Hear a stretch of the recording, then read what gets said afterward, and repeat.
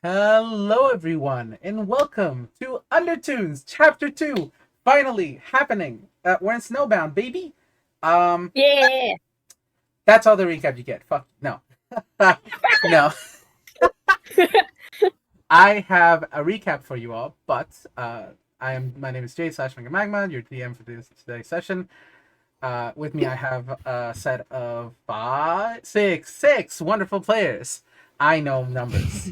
Um, who, if you are following along, should already know, and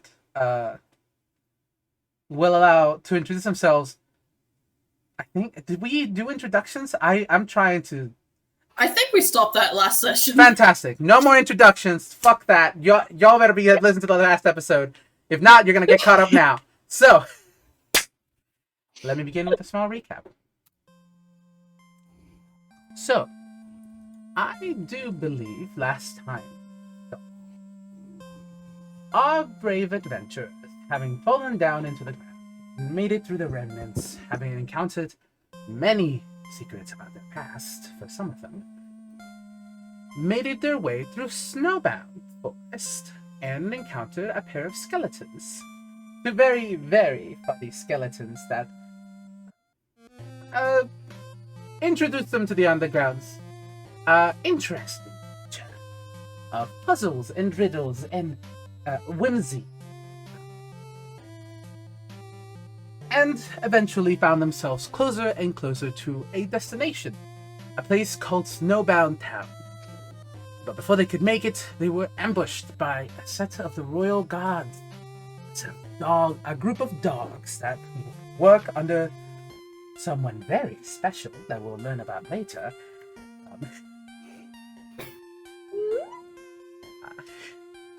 Luckily, applying the knowledge of dog nature, and having one of them find out Shay's a stick, and not one of the dogs.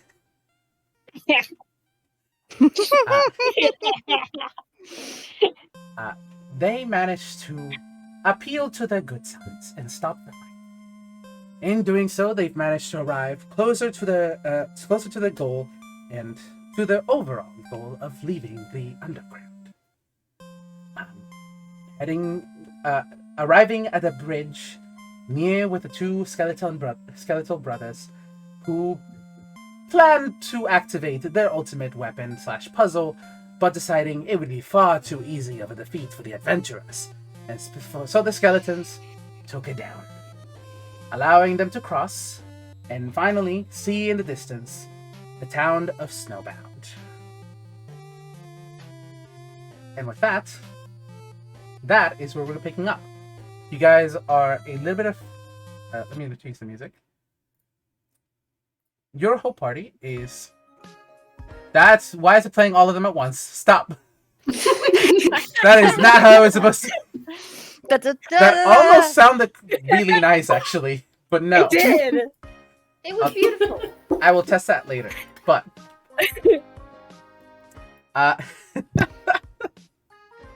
So, standing about, let's say, 300 yards or so away from this town, enough that you're within walking distance, if you so wanted to, but far enough away that no one's noticed your arrival yet. How are you guys wishing to approach this? You do have the two skeletal brothers who are kind of walking somewhat alongside you. Yeah, that's where we left off last time. I do remember that there were plans to go to the library at some point. Mm-hmm. Well, you have to arrive to the town first. Yeah. Inmate's going to look towards one of the skeletons, whoever's closer, and just, will our appearance frighten the townspeople? Can you repeat that for me? Will our appearance frighten the townspeople? They want to know, like, just them being there. You see Pants Pyrus, like, brings a finger to his lower jaw, and just like, I mean, I don't see why not. Oh, I mean, I don't see why it would.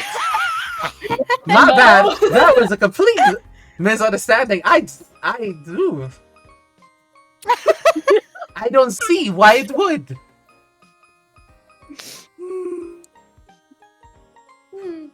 I mean, for the most part, 1, 2.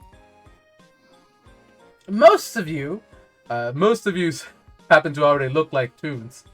So, I'm pretty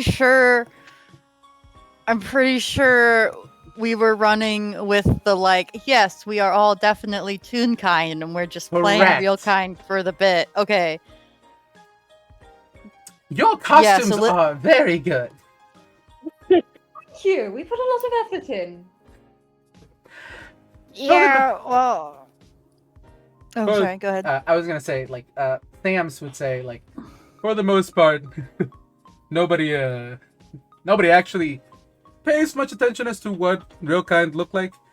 I mean, Toons can look like so many different things. I don't believe they'll be too freaked out unless you let them know. Mm-hmm. This town. Okay. Inmate's gonna turn to the rest of the group, and their expression doesn't change, but there is a thought in their head, holy shit, they don't know what real kind look like. Wait, Does- is Tokoh still a wolf at this point? I don't remember. I was gonna ask that too. No, they wild shaped out because Grills was throwing them they wild shaped out and Grills kept throwing them into snowbanks There you go. Yeah, yes. for enrichment. Thank you, Trad, for these. It's very very good. It's a good moment. Some of them do know what humans look like, so pointing at the the ones that look the most human, leaving you girls out of it. Tokoh does a peace sign. So that'd be Inmate and Tokoh and Correct. maybe girls. Girls you could pass. Tokoh does a peace sign in what? Turns into a dog. I think they still have one more wild shape. Oh my god. So actually, it's just you, honestly. You're pointing at Inmate. Hang on, they're gonna try to do a joke. Hang on. Let's go. I don't know what you're talking about. I am just walking my dog.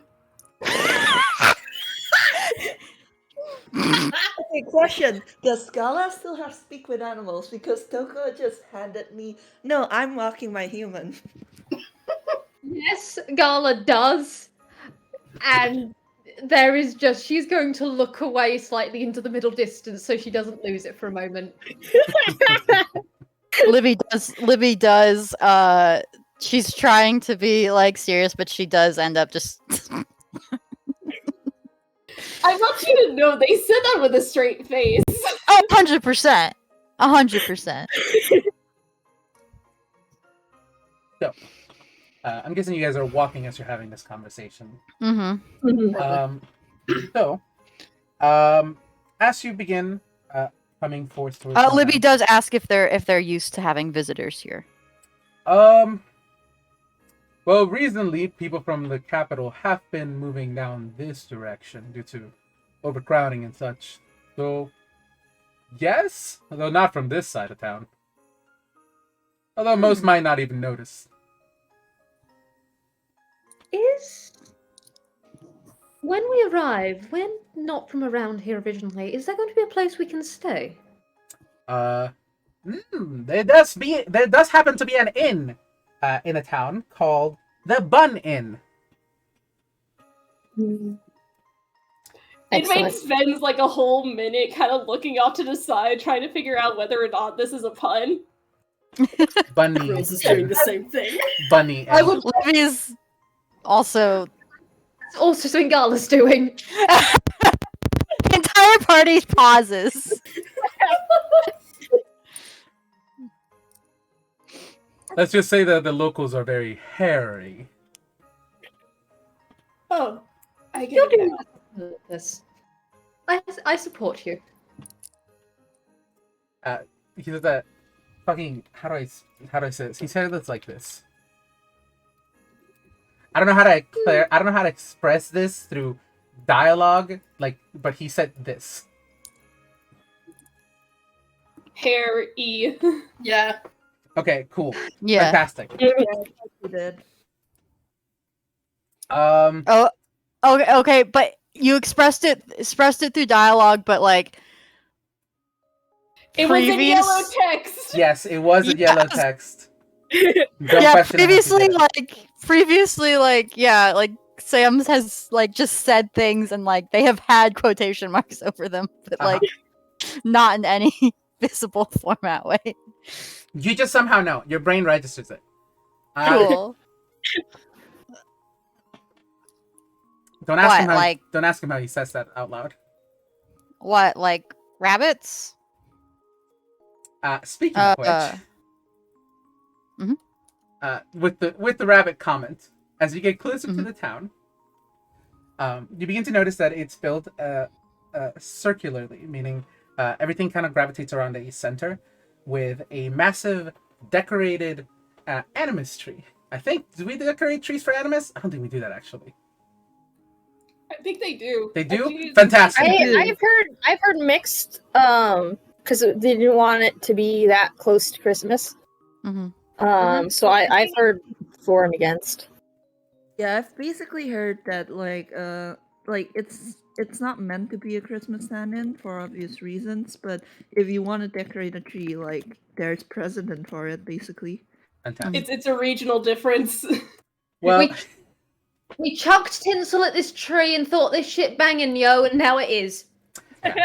Fairness, like, I guess you're at the lore of like canon Undertale, like it's Also, they've been trapped underground for like forever, so the actual like they have developed a different culture. Yeah, that's oh, true. you're about to fucking get a whiplash if you don't remember one of the jokes I did. But yeah, so you can see a massively decorated, like very large, like tree, with a like glowing bits. There's little magical spheres that have been attached to the leaves, probably never-ending flame or something like that. You see dark wood homes built out of the woods of the surrounding areas, giving the place an almost warm slash welcome feel compared to all of the cold that surrounds you. There's toons walking from to and fro of all shapes and senses, and you swear to whatever god that you saw a saint somehow walk amongst them. It is nowhere near as animus. You can Fucking see wild. Wonderful. you can see bears and bunnies, as well as some unusual and more unique-looking toons, such as slimes and jesters, walk amongst the town. Now that you are getting closer, so when you said bunny, yes, like a rabbit. Are they like the I know they are not, but Libby is like, are these the rabbit people that I've heard tales about? I'm guess are they look fully tuned kind though, right? Yes, they are fully tuned. Yeah. No, Harangon are real kind. Indeed. I know, but he did specifically say hair. Then it's probably think safe that to was a assume they joke. are the same. Yes.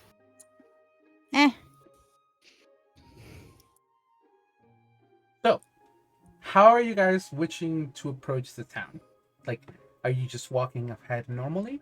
The skeletons are just walking like they've lived here forever, which they have.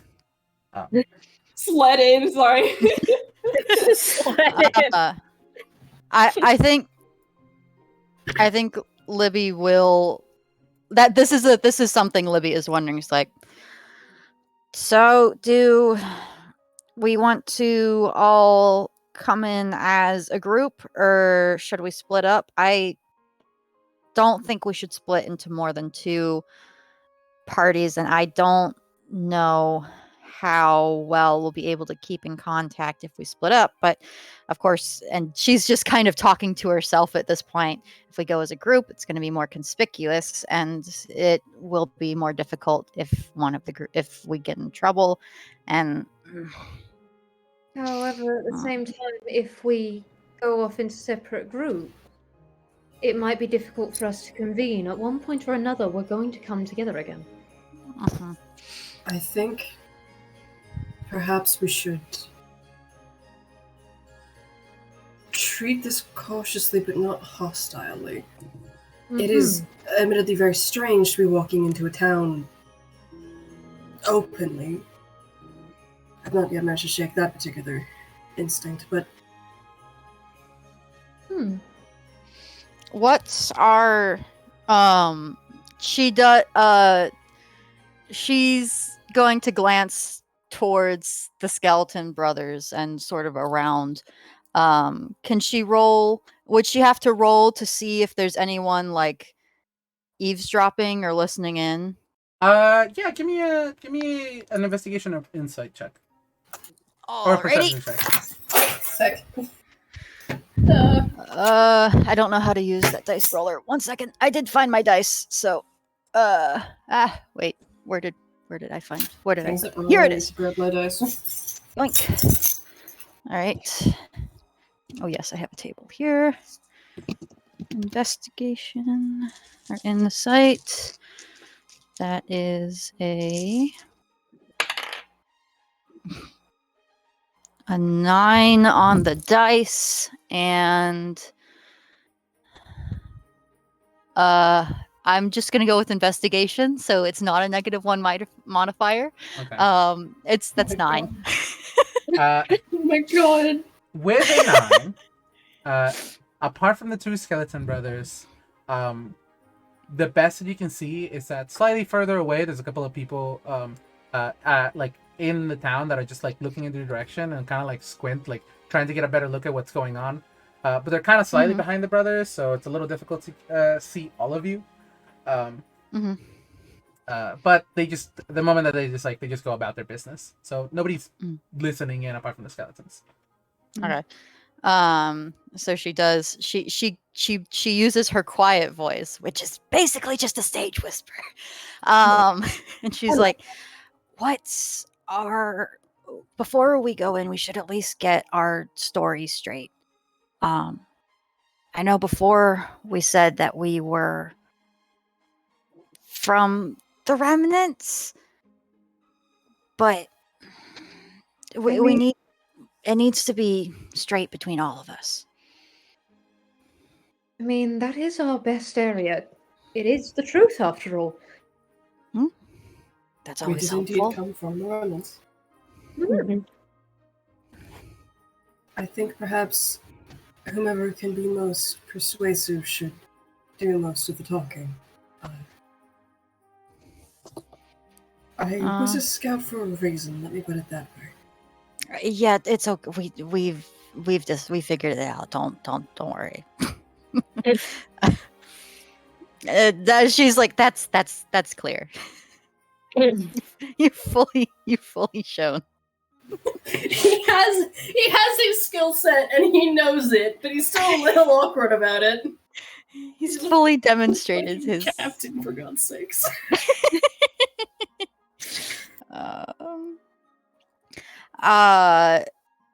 What's like out of character? What's I'm guessing Gala's probably going to be the one that has. I was thinking Gala too. What's her persuasion modifier though? I think it's a +3. Libby's is So- a +4. Honestly, yeah. Gala is actually looking at you, Libby, as the adventurer. We're going persuasion. Yeah. Nebula's a +5. Nice. Charisma caster. God, also the one who looks like Skelly.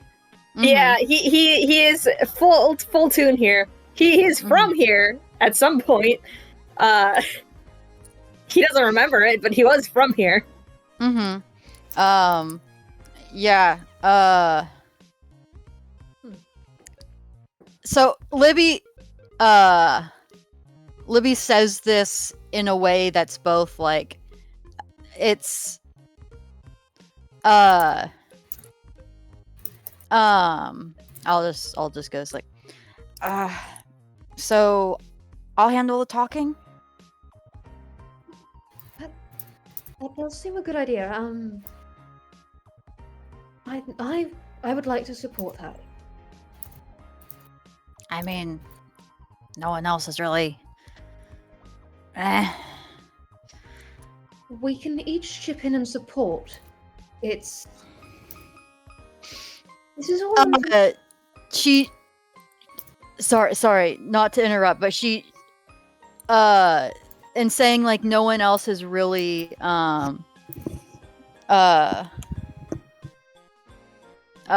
She then like she does kind of glance like at Nebula, but her face also scrunches up and like she doesn't no.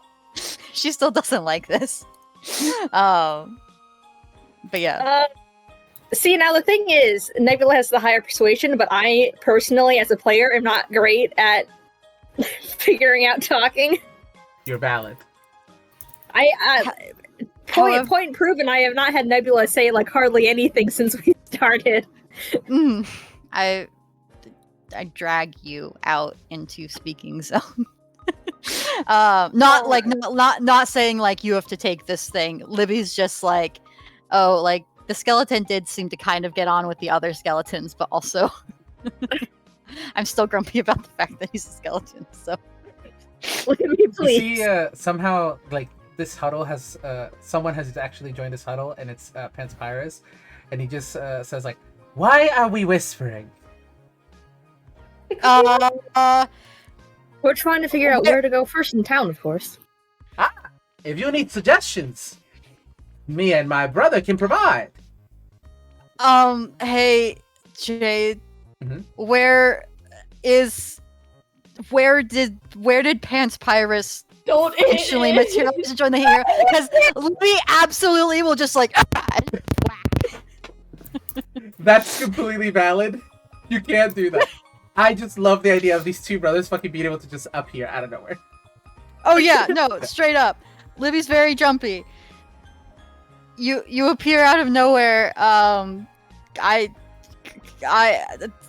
like Libby would make an attack roll. Libby, no. Libby, please. Libby, not the bone man. Can I try and catch Libby's hand? Yes, you may try to catch Libby's hand. What the fuck am I rolling for that? Dex! Acrobatics! 16. Just roll an athletics check. Athletics, okay. You said 16? 16 to hit.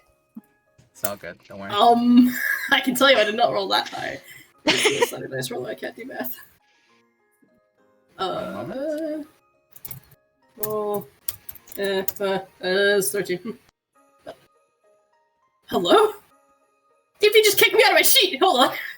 Oh. You rolled so low that the end went, nah. It's like no. Okay, there we go. We're back. You don't deserve grills anymore.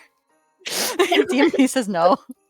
This is funny. This is happening, and then at the exact same time, Inmate just kneeled down to pet Tokoh. Yeah, this is fair. Inmate kneels down to pet Tokoh, and as such misses Libby's flail. One moment. So that's a 25. Okay. That's a 25. That's a 25 from Panspyrus.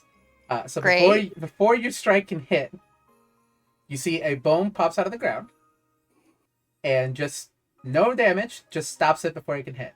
He's like, I see. I'm sorry, my friend. I was not aware that you were so jumpy. Jesus fucking Christ! You She all right? winces, turns.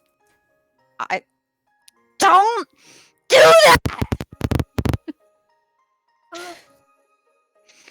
that. She's not like angry, but it's angry in the like. She was just very startled. Oh man, I really want to have Sam just appear behind you and just be like, I'd suggest being a little more careful with my brother next time. Libby's whirling around her. She pulled her hammer out from behind someone in the group. Mhm. She's like, "Gah!" Does not hit. Yeah, I would imagine not. Okay, cool. Alright. Nebula, if you start pulling this shit too, I will not. I will Good. not. good, because Inmate I will has not. He just kind of takes a step back and raises his hands, like, calmly, like, I'm not gonna do that. He has just seen her reaction to that. If it happens, it will be accidentally.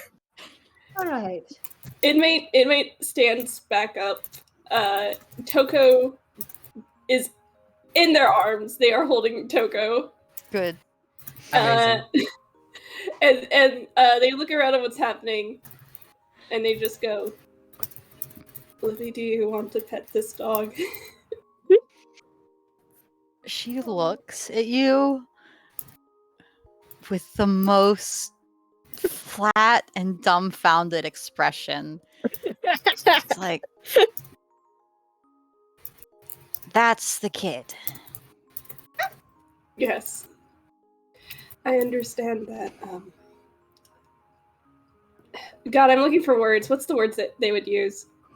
Petting dogs is therapeutic and relaxing.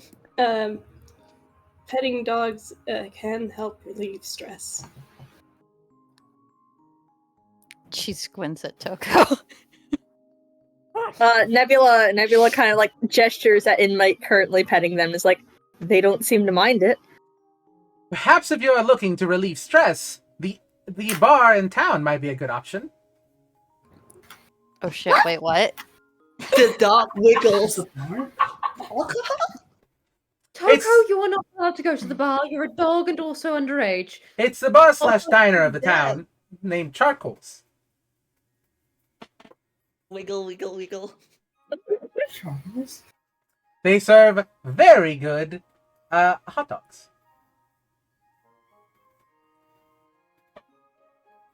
Jade? Jade? Hi. Am I not being heard? You cut out. You cut They out. serve like, very you said good, and very then- good. I said hot dogs. Okay. That was a brilliant time to cut out, let Yeah. me tell you. They serve extremely good hot dogs and onion rings, might I add. What? And yes, also What? technically alcohol.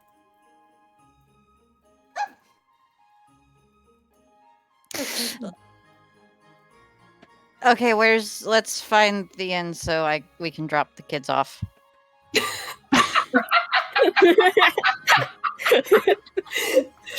I can't. Is that actually you, Kids, Vamp? plural? Is that actually you barking, Vamp?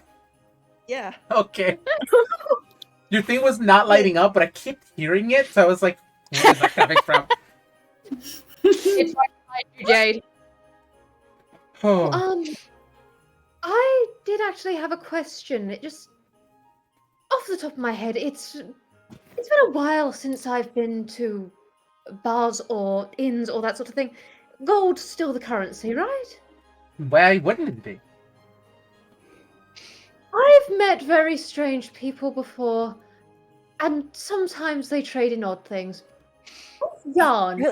Really, really quick, Vwild. Hmm? I do want to say, I do like this is not like a disparaging thing. You, this question has been asked, and Gala also offered jokes as currency. And Sam said yes. It has been a long I know. I have re-listened to all of them, like, in the days leading up to this. It's just a very good moment and bit that, like, Sam's is like, we also accept jokes as currency. permission to scrub this moment from the narrative of the thank you, Chad. Retrograded, erased. Trad, you are a expunged. blessing. Thank you for having listened to all of the episodes before Expunged. this. You're welcome. I am full of love for this crew. Expunged from the records. Redacted. I personally have a really quick question. Yes. Did we ever establish does Nebula know that Libby is weird about skeletons or undead in particular? Like, has that been established yet? Not like directly, it was just kind of from the beginning, like the general like, I don't trust this thing that is very undead, and also this random guy that showed up. I don't like this. It was more or less like A general worst distrust of- of new people. general distrust of new people, and also like a skeleton. This is a thing that I fight. But it has been more or less kind of buffeted down by the revelation that this child is also dead. So if she's going to be biased against undead, she's also going to have to be biased against this child. And yeah, she did like she did corner Nebula like in the ruins, and it's like, I still don't know you guys' motivations, but if you do anything or any harm comes to my party by you guys, you're gonna have more than one death to worry about. All right. So Yeah, I was just wondering because Libby had singled him out specifically about don't pop up behind her kind of thing. oh, it was just because the two skeletons had been sorry. Okay, sorry. Because Everyone can see the gallery shred. What? Trad, allow yourself to laugh before you keep talking. it's fine. Oh boy. Good. Alrighty. This is why I don't look at the gallery. What a miss. Yeah. Vamp Look made at a the- meme. just- Oh, Vamp made a meme. It's a I it's a really good meme.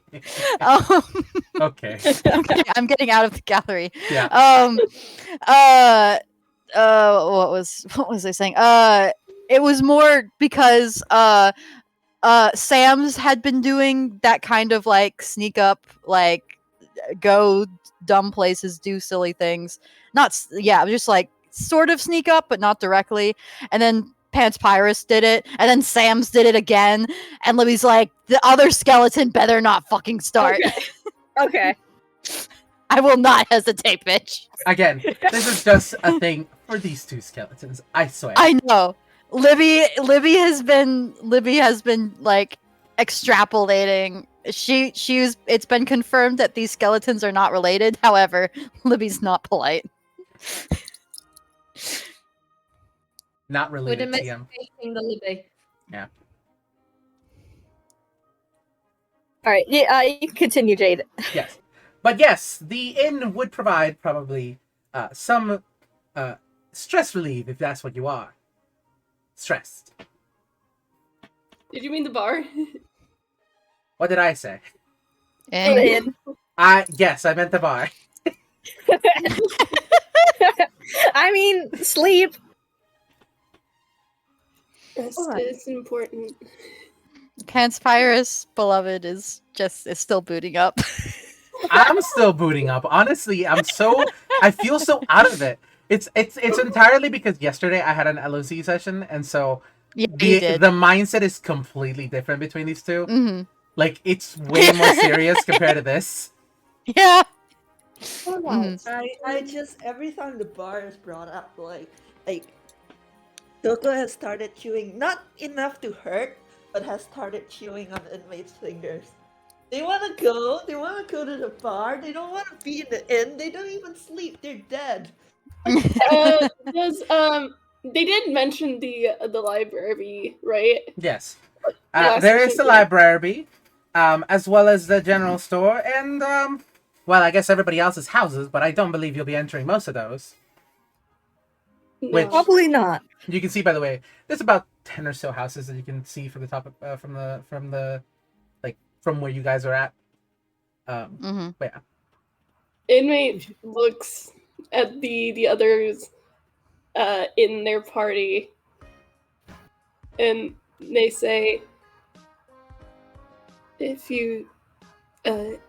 I went to the there are like heavy quotes as they say library. Like Barbie.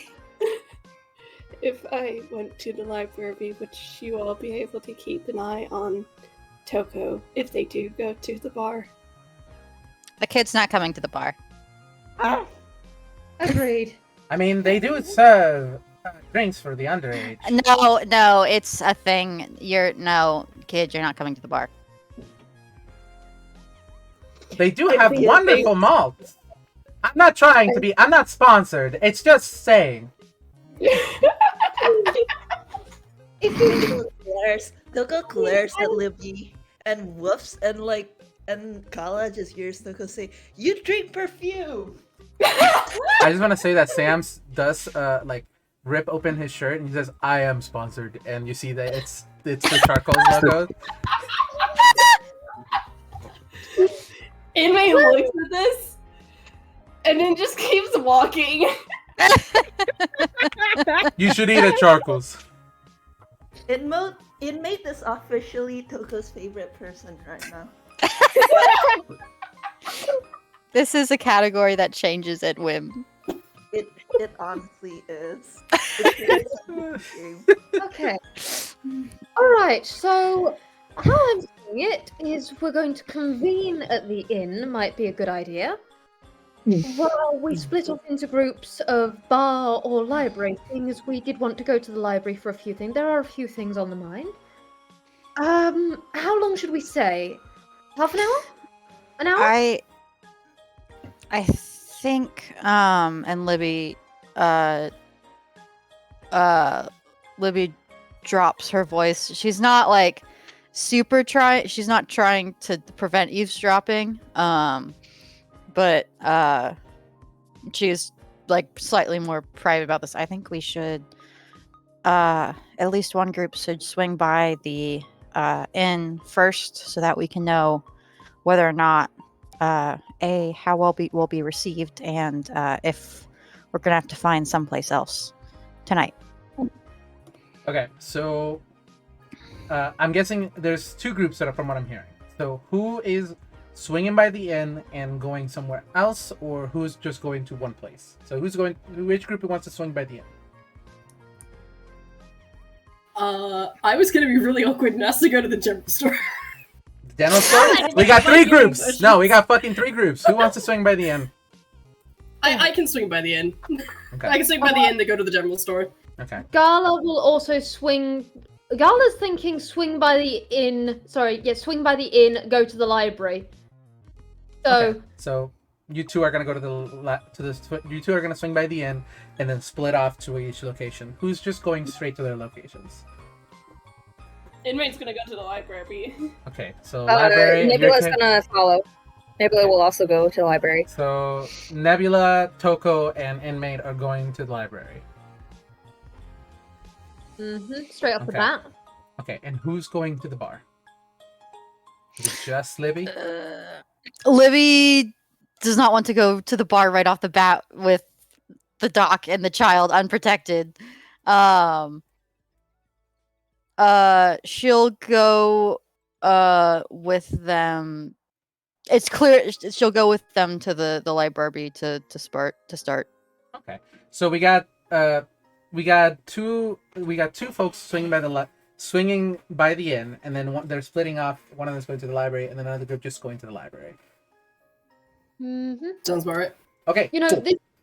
the one thing this is giving me the mental image of, you know that one riddle they have with the chicken and the fox? Fucking crossing I the river. crossing the river. We've already crossed the chasm. Yeah. I know we did. At the same time, Gala is outright planning this of the we need a buddy system. No one is going off alone at any point. I mean, it sounds like girls is going by themselves to the general store. So Gala won't let him go alone. It's in the end, if we have to stop on by all at the library and then afterwards Libby and Grills go to the bar together while everyone's at the library, that works. okay, so Gala you're going with Grilby to the general store. buddy system. Okay, so everybody else is going to the library. I know how to do this. Everybody else is going to the library. You two are swinging by the inn and then stopping by the general store. We'll do you two first because it's much easier. And also, I think I want to get this joke in. So before we get into the deep lore,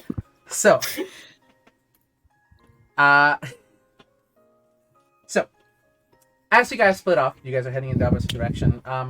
I'll say that Sam's is guiding you guys to the library, while Pants Pyrus is guiding you guys to the.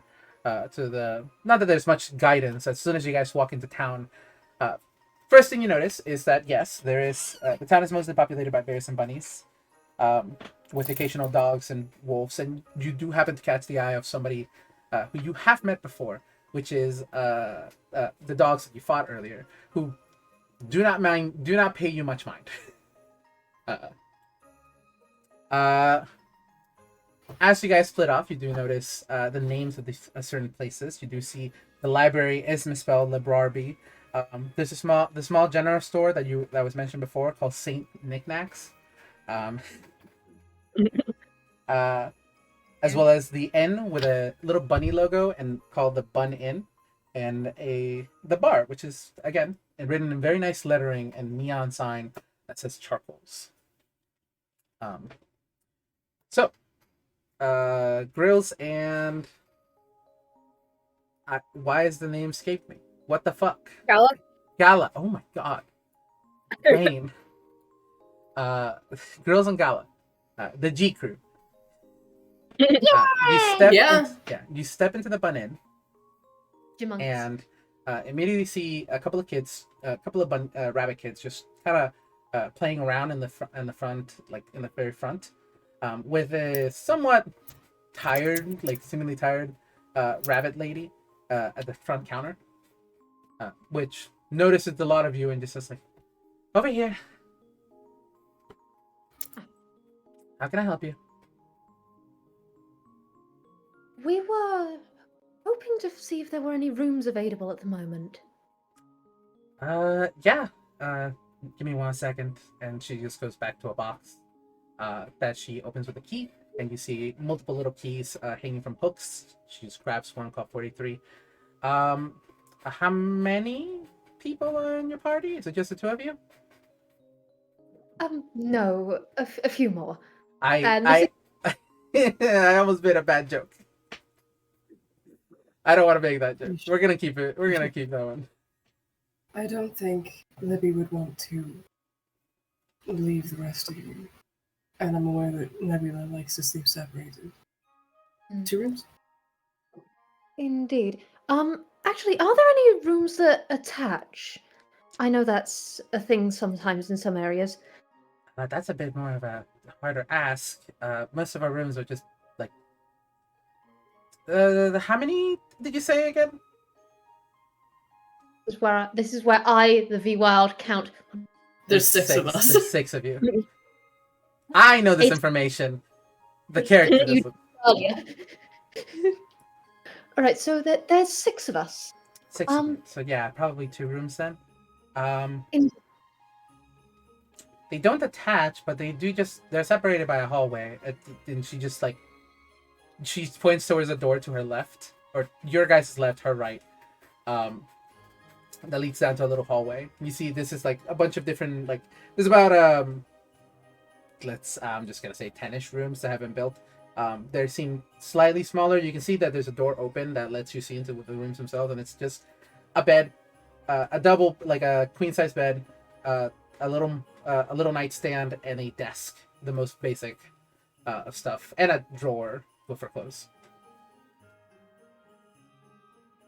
Oh, marvelous! You're a darling. Those will be wonderful. So 2 rooms. Indeed. Right, that will add up to, and this is where I, Jade, have to remember that Toon-kind currency does not work like normal currency in D&D, and I'm just gonna say 2 gold because yes, that's how much it is. One of you can pay. Marvelous. I hope you have money. Yes, we do, and we're happy to pay. Right. Now, I've never seen you folk around here before. Where are you from?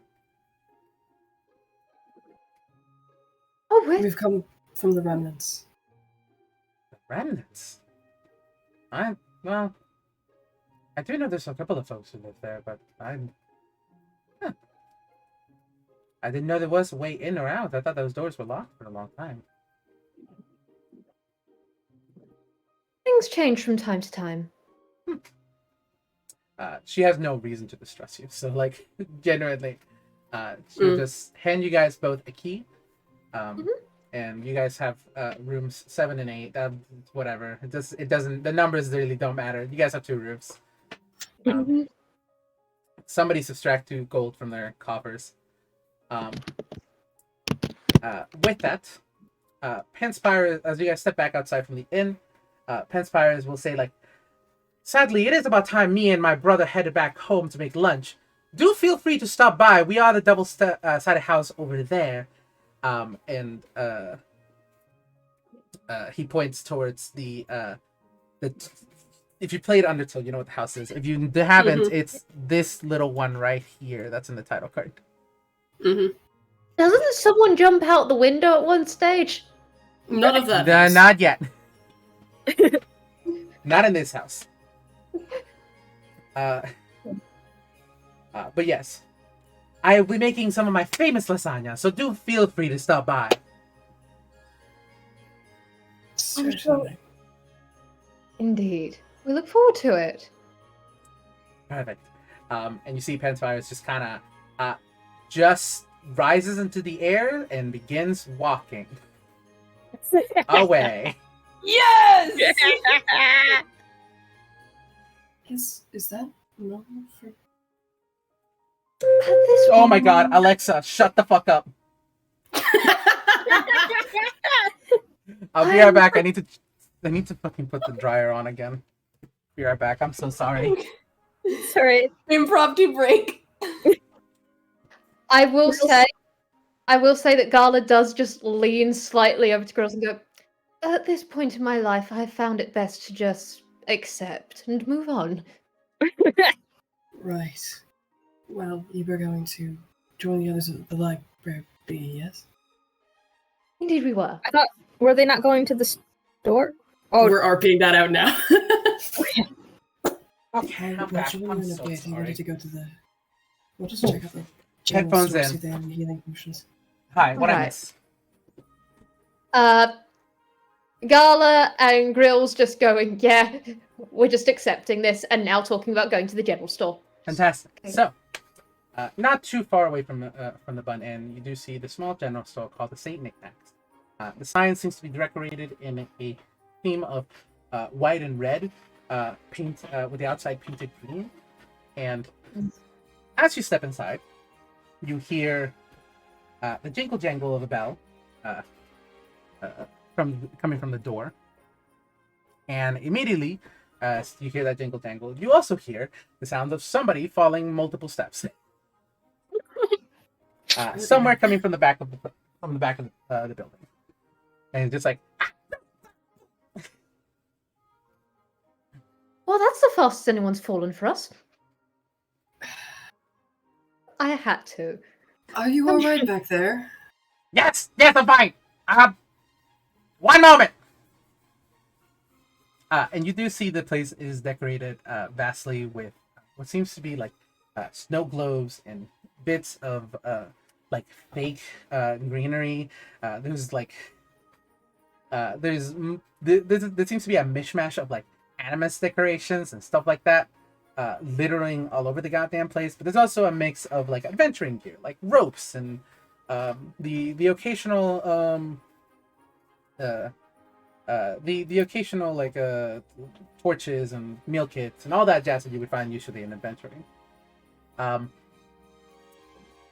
You do see coming in from the from behind a counter, just the bare top of a little hat, which immediately somebody drags a step stool over and like jumps on top of it, and you can see a Saints. I'm amused. Was that in character or out of character? This is me, the Vwild. The Gala has a lot better self-restraint. I, the Vwild, am delighted, especially because of my mixed feelings about Saints. I actually don't remember if I've said if girls has ever seen the same before. I'm gonna assume probably. It's been 5 years. Yes, Gala hi, is- hello, what is it? Hello there. I was wondering if you might stock healing potions. Give me a minute. And he goes into the back, and you hear a bunch of cranking and clanking and stuff like that. And he comes back with a small crate. Like he's carrying it over his head, and like it's balancing barely. And then he jumps onto the stool and puts it down. And is like, I got about like 4. Okay, how much for one? I don't fucking know how much a health potion is in Toonkind. Somebody fucking In Toonkind, I think it was 20. 20. In normal D&D, it's 50, but that's low. Yeah, that's way too fucking much. Or really way too fucking much. I don't know how much money you guys have. I mean, they're slightly rare. Actually, they're probably made by the local druid that I mentioned earlier. Actually, this is the local druid. Fuck you. Fuck you. Yeah, I'm making myself. I usually charge about well, you guys seem out of towners, so I'm not giving you the local price. I'll charge you 20. Okay. I'll take If you take 3. if you take all 4, I'll lower it down to how much is 4 times 20? 18. No, don't help me. What was it? The 80. out of character 80. 80. Thank you. But it says like, no, don't help me. 80. I'll lower it down to 70.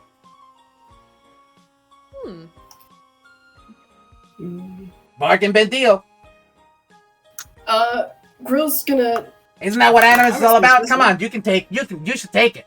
What? Hang Drop- on, hold on. Grills reaches into his sleeve and pulls out a knife that I've been told is worth 30 gold, and puts it on the table and says, "This and 40 gold for the 4 potions." He grabs the knife, inspects it, takes out a box that's a present, and like stabs it, and you hear a scream coming from it, and it's just like, it's a quality knife, and he throws the box behind him. I'll take it. Jade? Here's a- What? I am going to roll deception for Gala. Yeah, no, Gala's fine. Gala's just staring. I can finally take that knife off my fucking character sheet! Wait, Jade, can Yeah. I roll a wisdom save real quick if Tokoh is here? Toko's not here. Tokoh is not. Tokoh's in Toko's the not library. here, Okay. but you can come here later if you want to. No, because if Tokoh had been here when the guy threw the knife behind him as a dog, Fetch. Okay. Are they Yeah, just but regular Tokoh potions isn't. of healing 2d4+2? Yeah, they're just normal. They're just normal healing potions. 2, 3, I will say they do have a peppermint taste. I expected as much. Ah, DMV. you looking for anything else? We got gift wraps. And he's just throwing stuff from like underneath the desk, like outwards, like gift wraps. We got baubles. Throws it behind him. We got I don't know who David is, nor why I have his star, but we do have that as well. Throw that behind him. I love you. I love you so much. I, the Vwild, love you so much. Look, I fell down here when the thing was. Jade, Yeah. you do know I'm Jewish, right?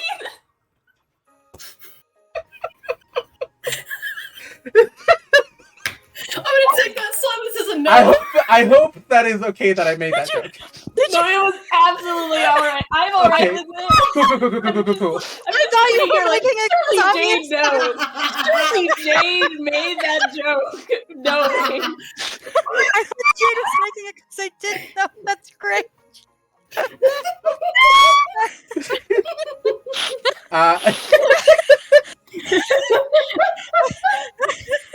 We're laughing with you. We're laughing with. No, it was really funny. Like genuinely, I'm alright with it. I was just like, Fantastic. surely you know, right? No, I did not. Mazel tov. Lebriot, I love you so much. I also Really slugs. I have Molotov muscle toss. Yes.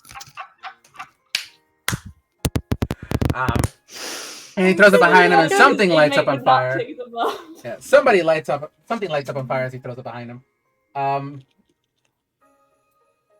You spend enough time down here, and holiday shit just kind of appears around you. I am out of my element, and so I've made this. Saints are not supposed, as far as I understand, saints are not supposed to exist outside of Animus.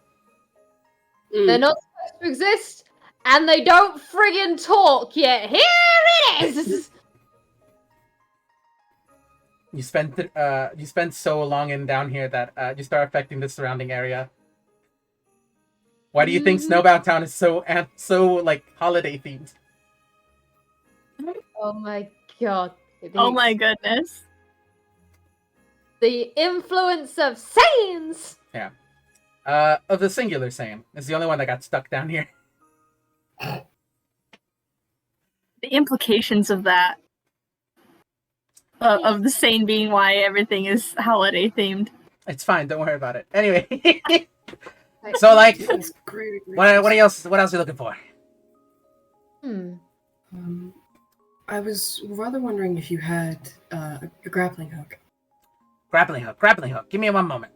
And you see he just walks behind a door and immediately walks out back from another. Like walks from the door on the right, and it's almost like immediately walks out of the door from the left. And you see, and you see he has a box, and he opens it like using the knife that you just give to him, like just tears into it, and you see out of like just plops down a grappling hook in front of you and throws it behind him. Or throws the box behind him. Yeah, I got a grappling hook. How much for it?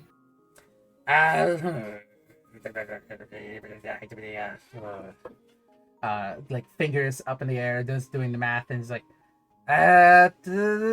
15 gold and 20, and I'll throw in some extra rope. You realize it's like 2 gold, right? It's like 50 foot of rope, 100 foot of rope, 150 foot of rope, 150 foot of rope. For a grappling, this is like a grappling gun. I just want a grappling hook. I got rope. Yeah, I just want give me a minute. He grabs a big hammer, he smashes the fucking gun, and it's just like what's left behind is just the grappling hook and the rope. Is the grappling rope just 2 gold? The grappling hook itself is 2 gold. I don't remember how much rope is, but I have a thing of rope, so I don't need it. Fine. 2 gold. Done. I will hand over 2 gold. The gun makes it way more accurate, but that's fine. Now I just have to, clean up this. And he just grabs, he pulls out a dust pan and just scoops up what used to be the grappling gun, and it's now just a grappling hook, and leaves you behind the grappling hook. What about you, lady? What do you want? This is where I, the Vwild, try to think. Because we're going to encounter more beings where we try the pacifist route. Can I roll investigation to see if there's anything that might be, useful to appease people down the line? I would love nothing more than an investigation roll to see what the fuck you will find that's gonna help you out later in this campaign. I am looking for surprise tools to help us later. I have ideas. Keep going. Investigation is a +2. That is a 16 + 2. 18. 18? I will put this in the thing. I don't know how to do the roll thing. Hang on. No, you're fine. So with an 18, Gala, what specifically do you say to the saints?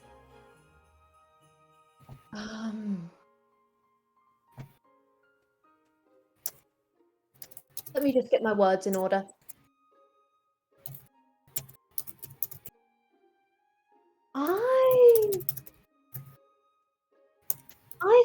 might be useful to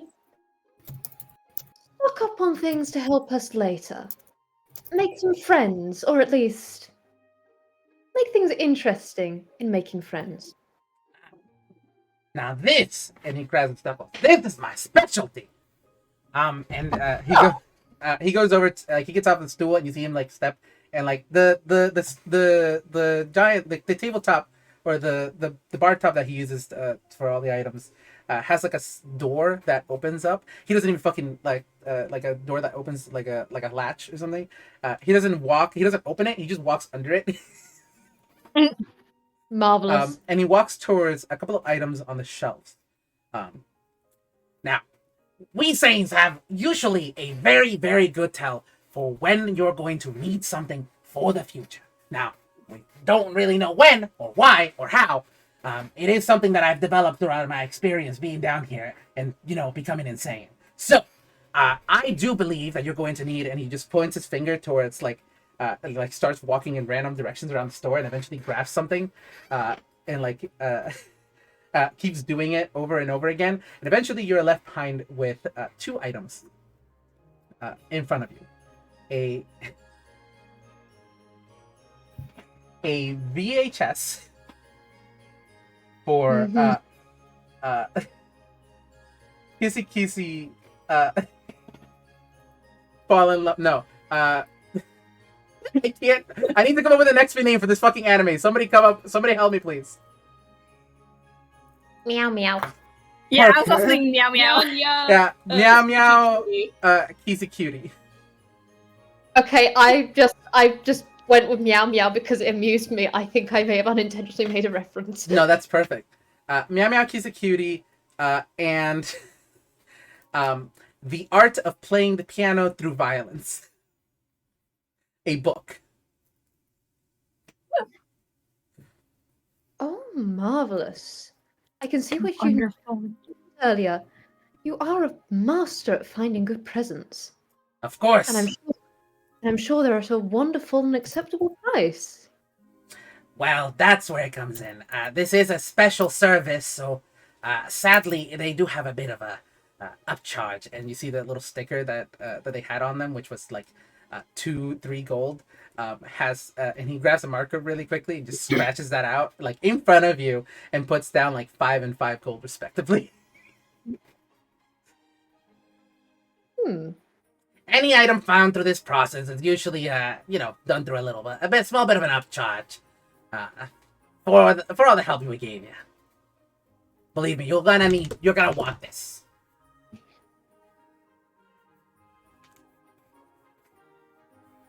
Gala gives a look. It's not a bad look, but it is the kind of look of someone who knows exactly what's happening and is letting you have the moment to reconsider. Could I roll persuasion? And that was a short, by the way. Holy shit, that was a 19. That's a 19 plus 3. So that is a 22. And she just smiles. It is a nice smile. It is a very serene smile. She just goes, that is an expert skill in talking about things, but I think we both know the value of everything as it is, do we not? I don't like you, but I'll cut you a deal. I will cut you a deal. Give me a minute. And he goes into the back and pulls out. Let me get a book. Let's see what random magical item you're gonna get.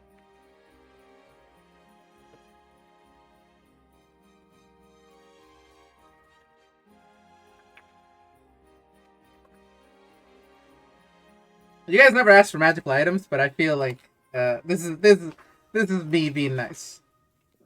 Indeed, we love to see it. Aye.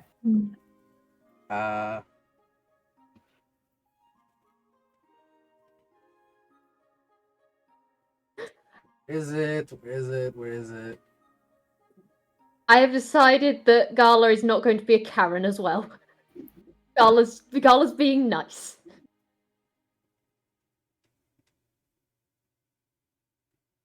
Oh, this is actually. What are you going to release us? So he comes in through the right, comes immediately right back out from the left, with another box. This one slightly bigger. It seems to be slightly heavier as he is carrying it, and it's like more rectangular in shape. He puts it on the table, unwraps it, and you see it is a very nice wooden case. He opens it, and inside you find a mace called Fable's End.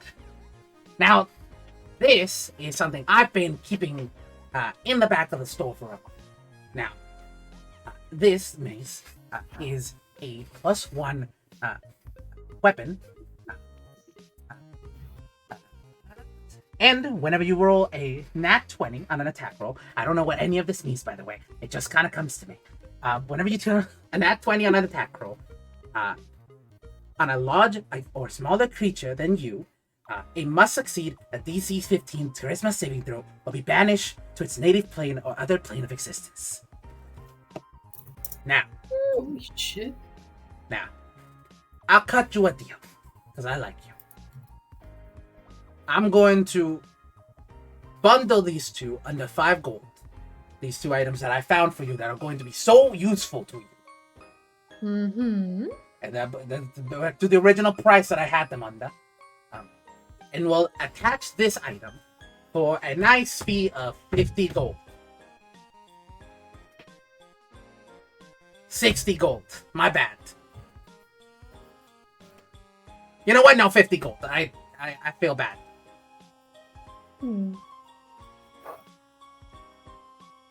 So bringing it to a total of 55 gold. Yes.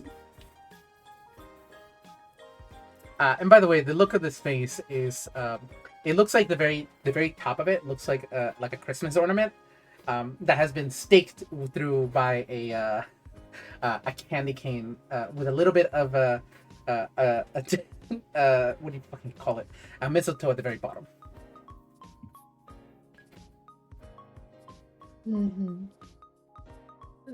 Gala is going to inspect it. Out of character, Gala's going. Out of character, it's very much the we're not meant to attack anyone. Oh, but you see, you did tell me that you wanted to, make friends or at least get out of a sticky situation. This thing sends them to another plane of existence. At least for a little bit. It'll bring them back eventually. Or at least, I guess, if they're not from this plane of existence, they'll just be sent away and be stuck there. But, unless I don't think you're going to be encountering an aberration down here. Maybe. Probably not. Gala is gonna flash a brief look, just like corner of eye at Grills to see what Grills thinks. There's just kind of a small shrug of, if you have the money, go for it. Because that's a good weapon. Yeah. Were you saying you were expecting it, by the way? Pardon? Yes, I said I was inspecting it. That's the word. Caught up to it. Then roll me an Arcana check, please. Will do. That is a 17. 17? 15. 15 plus 2, so 17. As far as you're aware, he is actually being truthful about what the weapon is in terms of magical strength and ability, as you do feel with the Arcana check that you checking the runes on it and like all this stuff. It does seem to at least do what it says it does. Whether it has any other adverse effects, you're not too sure, but yeah, you would have to attune to it to figure that out. You know what? I think this is going to be a good business arrangement. Deal. Fantastic. Does not come with the case. I do get to keep that. Sorry. And he closes. Once if you grab it, he closes the case and takes it. Yep. That's fine. She has a hammer space. There you go. And here, have your VHS and book too. Whatever. Anything else you're looking for? Just 2 last items from me. Do you have a winter coat and a scarf? Winter coat and scarf. Yeah, we got something like that. Look behind you. And just hanging on a hook. Oh, a hat might be a good idea, or earmuffs. That also might be good. Y'all are just looking for clothes and like out and like winter wear. I mean, you don't look very prepared. This guy came in a fucking suit. I don't tend to feel the cold very much. You'd enjoy charcoal. Also, we are officially sponsored by Charcoals. Then he hits the wall, and you see a sign that says "Sponsored by Charcoals." It's everywhere. Delightful.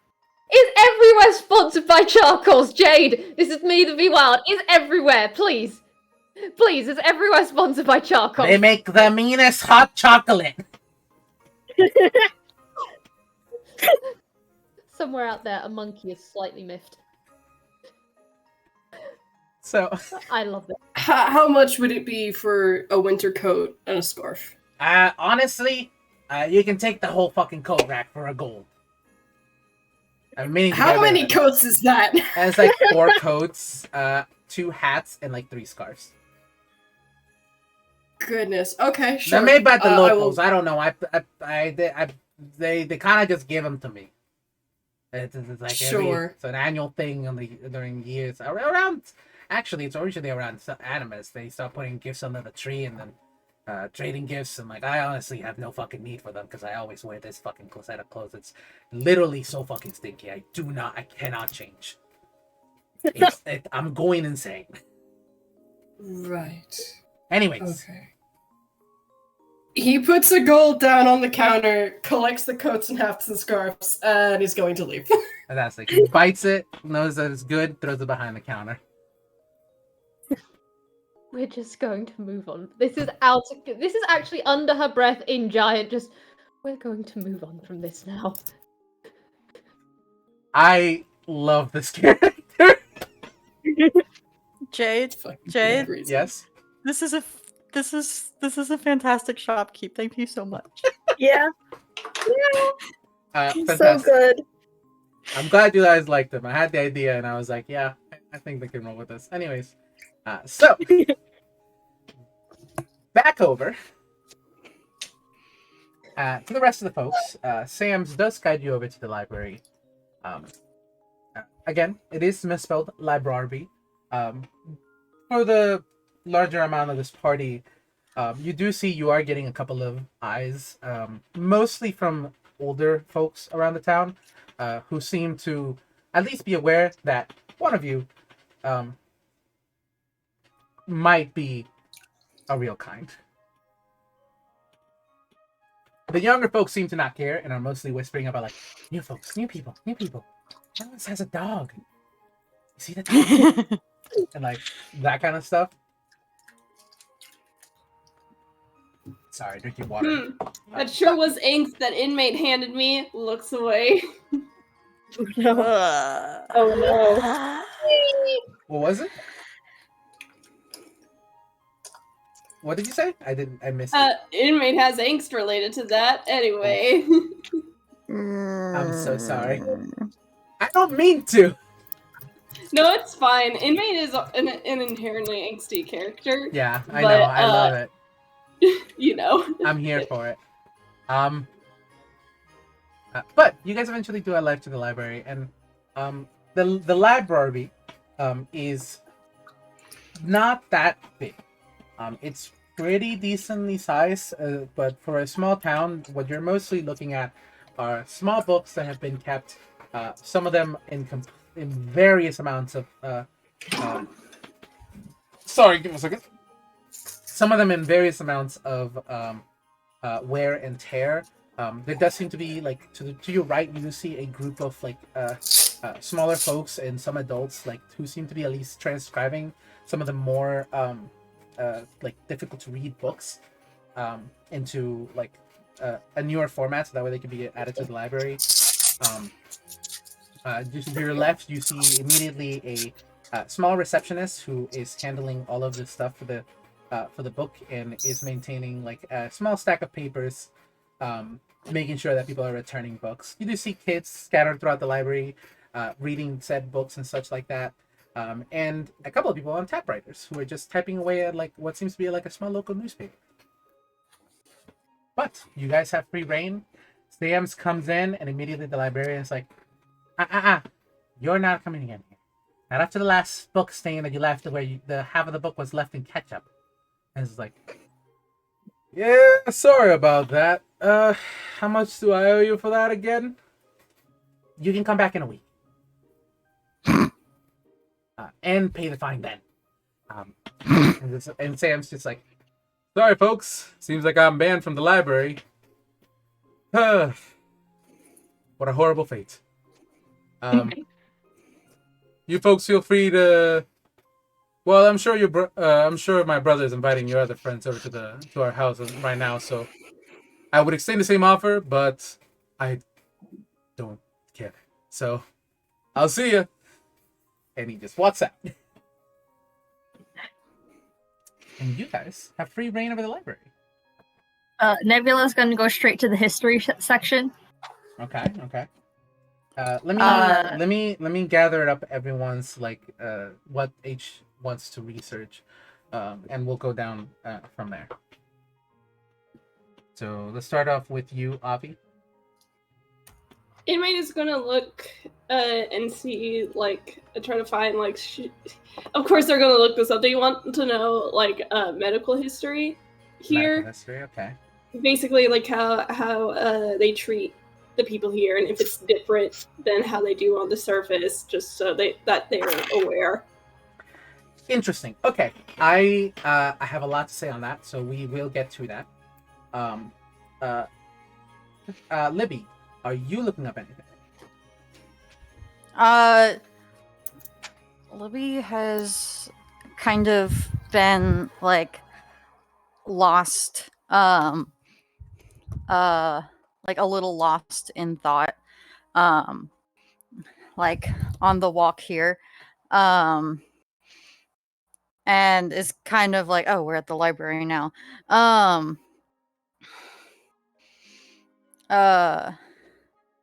She's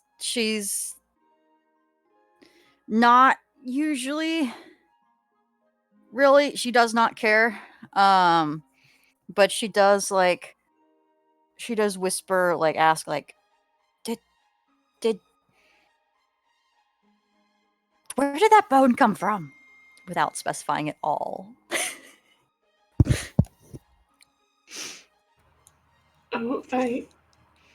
Inmate pauses and is just, I assume that was magic. I don't know any kind of magic that does that.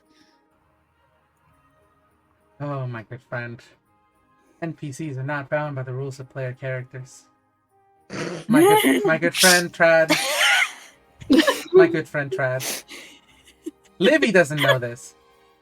Oh, I thought I originally, before it became clear that you weren't, I thought you were doing the Sam's speaking to Libby from on high again. No, it would be very funny.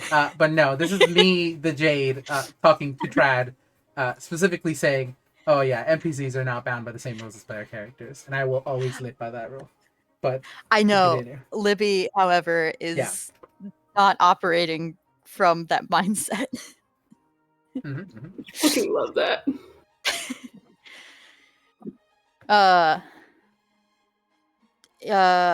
So she is going to kind of look, she's like, libraries suck.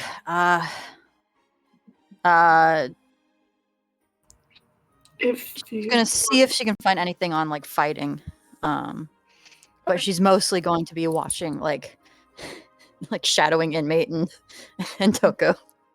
Okay. Nebula can go get lost for all. I will definitely get something that at least I know Libby will find interesting. Yeah. Now, Nebula, what are you researching? aside from everything. Yeah. Everything is not an answer. Everything. He is brain words history, and also I get magic things too. Like he wants to know. Well, there are two angles to this. The first, like, is there anything that he can find in the history of this place that will be familiar to him? And then also anything about, because they were told about the barrier trapping them down here, correct? Yes. Were they? Yes. So So he wants to find out more about that, and if like what the current knowledge of that is, and if there's like anything, because he doesn't want to be trapped down here. Yeah. And he's a magic scientist. If he can figure out, then he wants to, but he needs to know like what the current research is on that right now. Okay. So I'm looking at we're looking at health information on how humans underground work. We're looking at health, or at the very least, fighting styles. We're looking at history and stuff on the barrier. And Tokoh, what are you researching? They're going to be helpful. They're going to tag along with one of the others and narrate on whatever they're reading instead. Okay, so you don't have anything you want to Still- specifically look at? Still as a No. dog. Yeah, it's also the added bonus of they are a dog right now. They do not have opposable thumbs. Is there narration that just little barks? Yeah, that's Yeah. yeah. Yeah. It's just as Inmate has sat down and like opened the book, like Tokoh sits down like next to Inmate and like barks like narration, like it's the Undertale narrator text box in spirit. Inmate is going to have to tell Tokoh to at least try to keep it lower than like barking, because they are still in the library. Little woofs. Woof. Yeah. Okay, so let's start off with Libby, actually. Mhm. Libby, so you're researching fighting, correct? Yep. So your research into fighting leads you down, and or actually, I guess I'm gonna need. Technically, I'm gonna need some roll. Well, are you guys just spending like Fighting, and couple also of- like that black void thing. Is this an observed phenomena? So yes, that's actually one of the things that I wanted to talk about. You guys are in the library with specific information. I would usually have you guys roll for the research, but this is the kind of thing where like if you spend your time and are actively doing like good research, I will just give you the information that is available to you, specifically here. So if you're going up to the librarian and asking like to find specific items, or at the very least just doing your own research, it'd take a couple of hours to do so.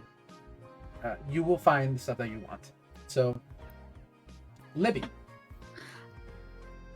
Yep. The most thing that you find on fighting is actually the observable phenomena of the black and white that you are seeing. Not the same one that what you're reading does not describe the reset void that you saw before, or that you all saw before, but instead whenever you enter a fight, that black and white space where everything turns everything turns to slight black and white. It seems that whenever anybody enters, like, or wants to do harm and actively cause violence, that happens due to an effect that the barrier has on people. Anybody who has passed through the barrier and actively has entered the underground seems to find themselves attached and bound by the rules of that black and white setting. Nobody really knows why it happens, at least magically. And even if they did know, the magical explanation would be far beyond what I think Libby would have as an understanding. You would need Would somebody care to understand.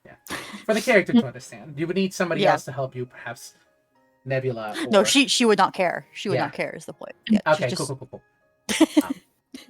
But it is an observable phenomena that people do note as like making it more difficult Happens a lot between like small children here in the underground, who like siblings who just get into small fights, and the parents won't even notice until like the fight is over, and like they have to teach them from a very young age that they really do have to show kindness and that kind of stuff, or else they'll find themselves within a situation in which you cannot tell how much you've harmed someone until it might be a little too late.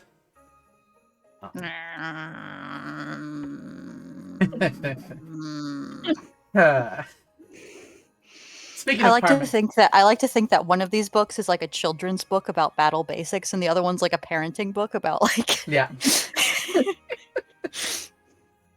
very very disposed positions. Speaking of harming others, Inmate. You said you were researching into monsters, or not monsters, but toons in the underground and how they heal each other. Through the most basic thing is that it seems like there isn't anything that abnormal about toon physiology in the underground compared to toon physiology above. I don't know how familiar Inmate is with that. Inmate is a doctor. Fantastic. So you are very familiar. Well, I don't know if you're a doctor of real kind versus, I mean, to be fair, I think Inmate's been in Einquell for 2 years, so like they would have taken the time to like. So if they didn't know before, they know now. You are then more than familiar with toon physiology and how that works. The only differences you can make note of here is that a lot of people who perish here, whether that be another effect of the barrier or being underground of the underground, is that how to explain it? Entering a fight and like getting injured means and like specifically within the physiology of this place, being underground seems to make one's soul far more visible, in that sense, like the literal physical manifestation of a soul. There's actually funny thing is that there actually is text here talking about like how to show those, like how to pull out the physical manifestation of your soul and like be able to see it hand in hand. It's usually done between private parties, at least in the underground, according like it's a sign of like, I trust you with this, like showing it to someone else. It's a very intimate gesture. Yes, it's a very intimate gesture between people, and it is something that it does kind of teach you how to do here. So you and Tokoh do have that knowledge if you ever wish to use it. But apart from that, whenever a toon dies here on the ground, it seems that their body, instead of like forming into, what happens when a toon dies? This is a good question for me to ask myself. It depends on the toon. Yeah. Indeed, it's many different versions have been debated and handled. Yeah. So depends on the toon, depends on the story. I'll say this. Probably the remarkable thing is that it's always happens the same way here. Yeah. Yes, that's actually the thing, is that unlike the outside of the underground, whenever any toon dies down here, they are turned into dust. I think that horrifies them. Usually not like it's usually treated with ceremony like the same as a cremation process, where like you turn the rest of you is turned into an ash and put into a pot, or usually spread over the favorite thing of whatever that person was. But yeah, that's about as much as you can pick up, at least from these. Like, a lot of these textbooks are written by apparently people from the underground, because you can see that they're slightly more newer. Some others are like talking about like pulling footnotes from textbooks outside of the underground that they've managed to collect and keep down here. A couple of which you're familiar with, a couple of which you aren't, because they're slightly older.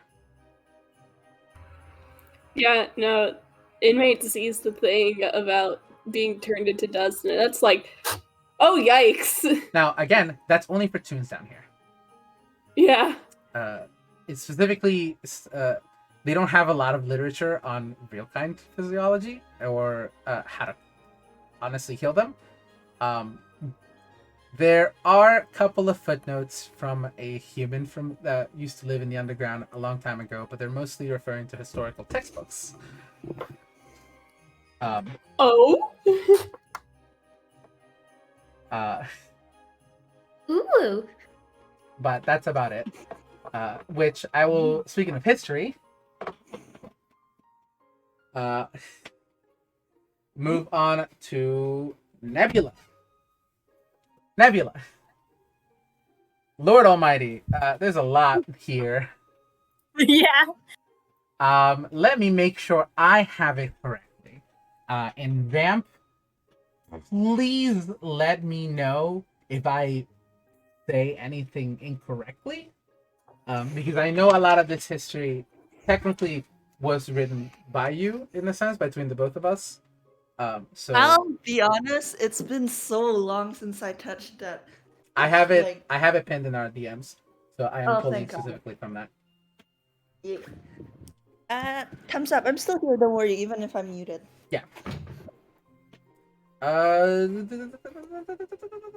I'm just making sure.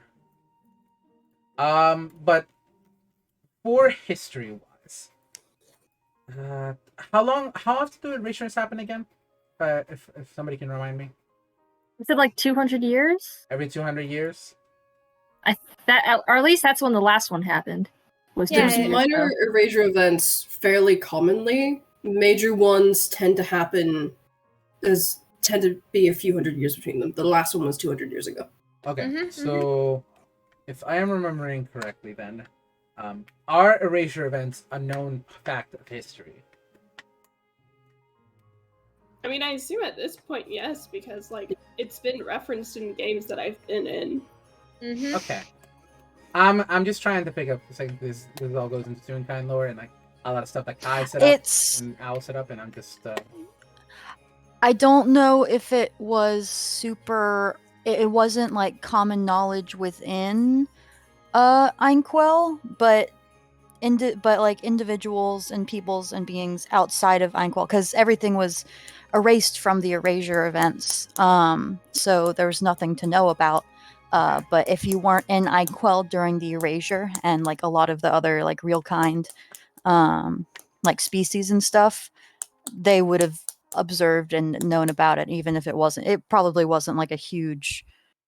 Yeah, So- there's varying levels of focus on I it. Just- vaguely remember that like a few tunes might know of it from like Mhm. real time who were outside at that time, and like historical texts from outside of Anquell that were like, "Hey, what the fuck just happened there?" okay. But like, it's So not common knowledge. Like, unless you're specifically like delving into history, you're not like person. If you went up to like a random tune in Toontown and asked them, "Hey, erasure event," like. It's like a 50-50 over whether Okay. you'd actually. So then I have one last question to really ask.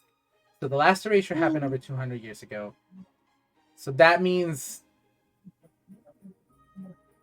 you have Tokoh. It has been. I just don't want to say anything in case it's a fucking spoiler.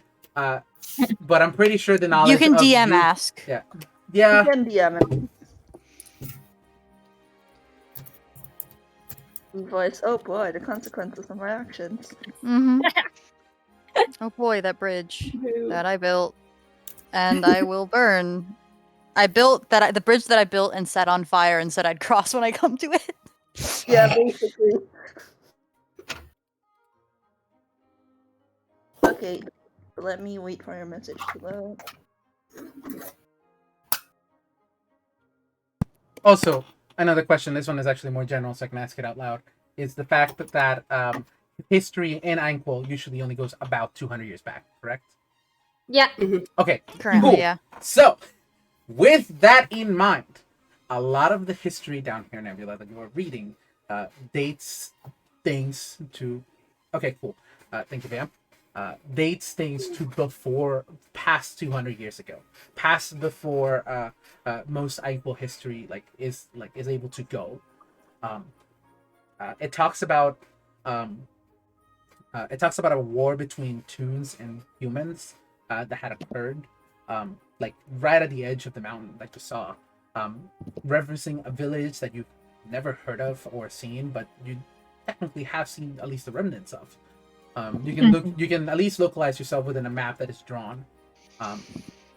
It talks about how toons were driven into the underground, and a bunch of real kind folk basically sealed them away, telling you the story of basically what happened to these people. Over 200 years ago, it also does make mention of, for example, a human child who fell down, who happened to be named Tokoh, and it is referenced heavily in these texts. One that was said to have I'm making sure I'm getting this part right.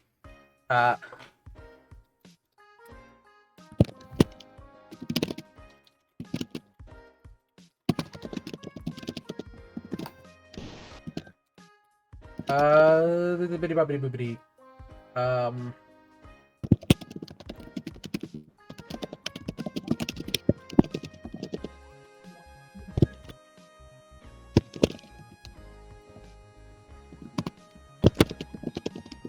Okay, cool. So it does make mention of Tokoh eventually disappearing, but it is not known how. Only that they fell ill and eventually disappeared. What else? There is a couple Leaving of the remnants. there is the fact of people used to first settle down in the remnants before yes, because the ruins used to be called home, yes, and the new home is the later one that you go to that's closer to the. Okay, yes, I'm remembering correctly. Okay, I'm remembering my history of Undertale. So, history of there's that fucking horrible song on YouTube. So, yes, people settle down in the home, which is now called the remnants, but eventually moved away from that. Finding more and more areas as the population in the underground grew and grew and grew. Snowden was one of the first villages established, but people kept on moving away from these places. Eventually, new places were established, like Heatland and the Marsh, areas where some people stayed behind, some people left, before finally finding a location within New Home. All seemingly to be established by, I'm getting the names right. Oh man, this is the lore. This is the by racial film mix. So, and the that's not correct. 1 second, I meant to copy.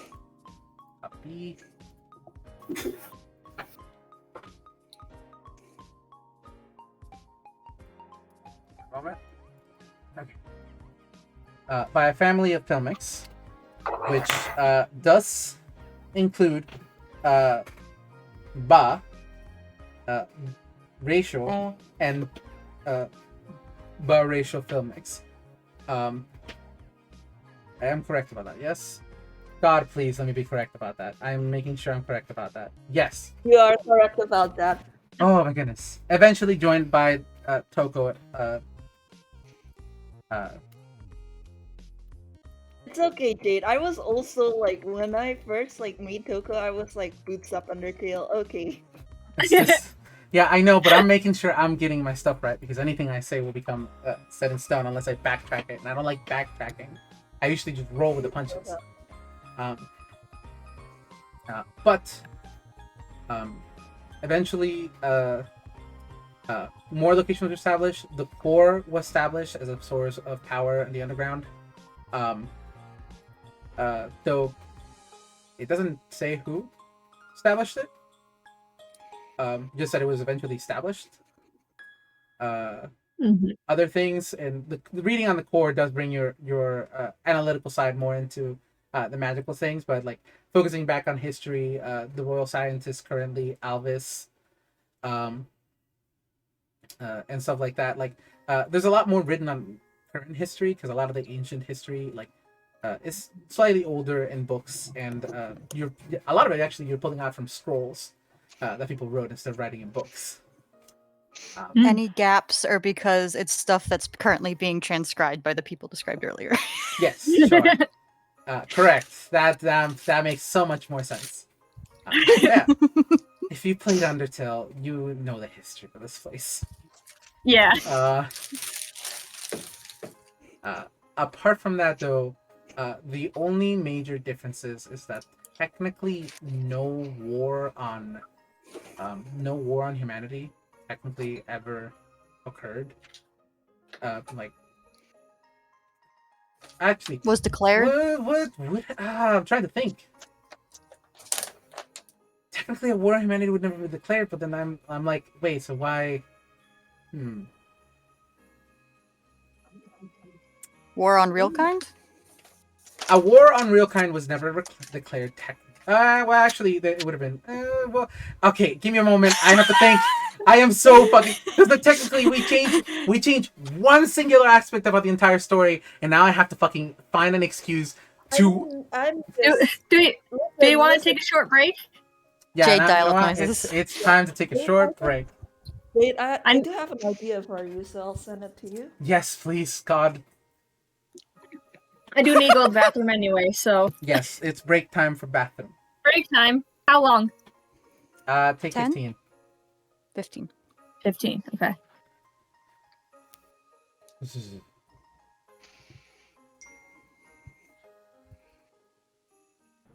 This coffee is cold. It displeases me.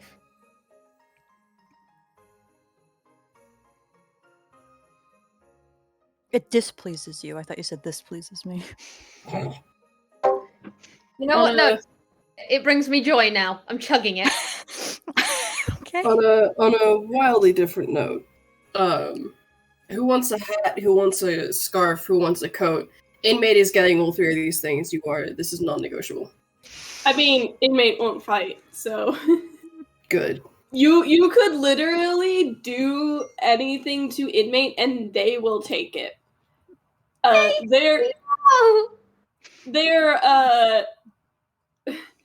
Their rebuking officer is Libby.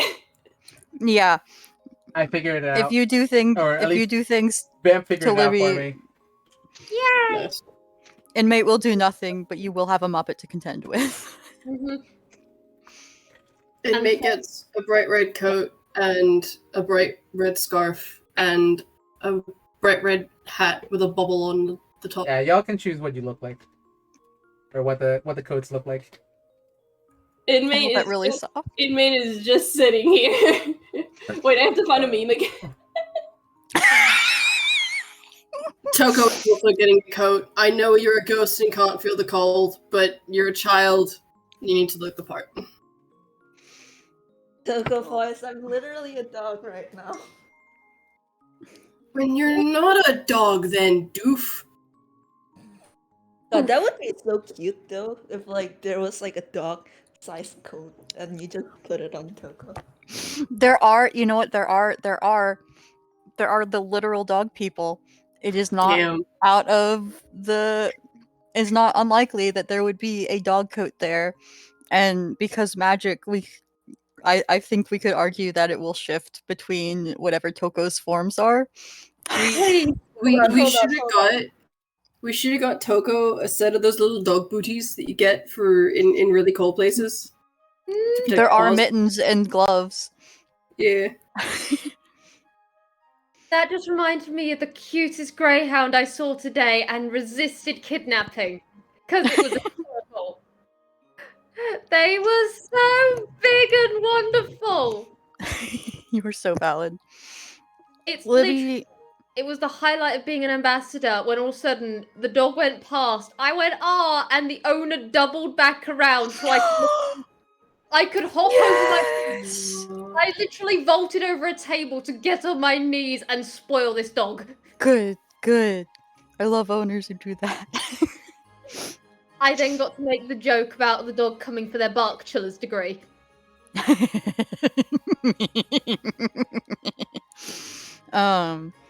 Libby is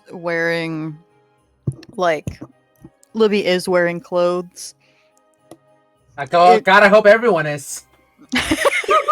She normally I just come in here and Libby is wearing clothes. Nebula, because you she- are also getting a coat and a scarf. 1, 2. That does 3. We're There's saying that about There's Nebula. 4 coats, 2 hats, and a scarf. You're getting a coat and a scarf. All right, he will take that. He now has this and the ring of warmth. He is very warm. He is very happy about this. Good. I think Libby is okay, but she's also only barely endothermic. You are getting a hat. Do not resist. Do not resist. Chief, hold up. How you gonna fit a hat on that? It's fine. How's The power No. of Toon No. Love. It's You have to. it's Toon clothing. So it just literally you put it on top and it just stays there. You don't need to actually go over. she hates it. She hates that. Character design. She hates it. She The no, character she design will is not. change it. No. She's perfectly fine. She doesn't want to wear any Toon clothing. No, thank you. You're wearing the gloves. Those are her hands. Oh damn.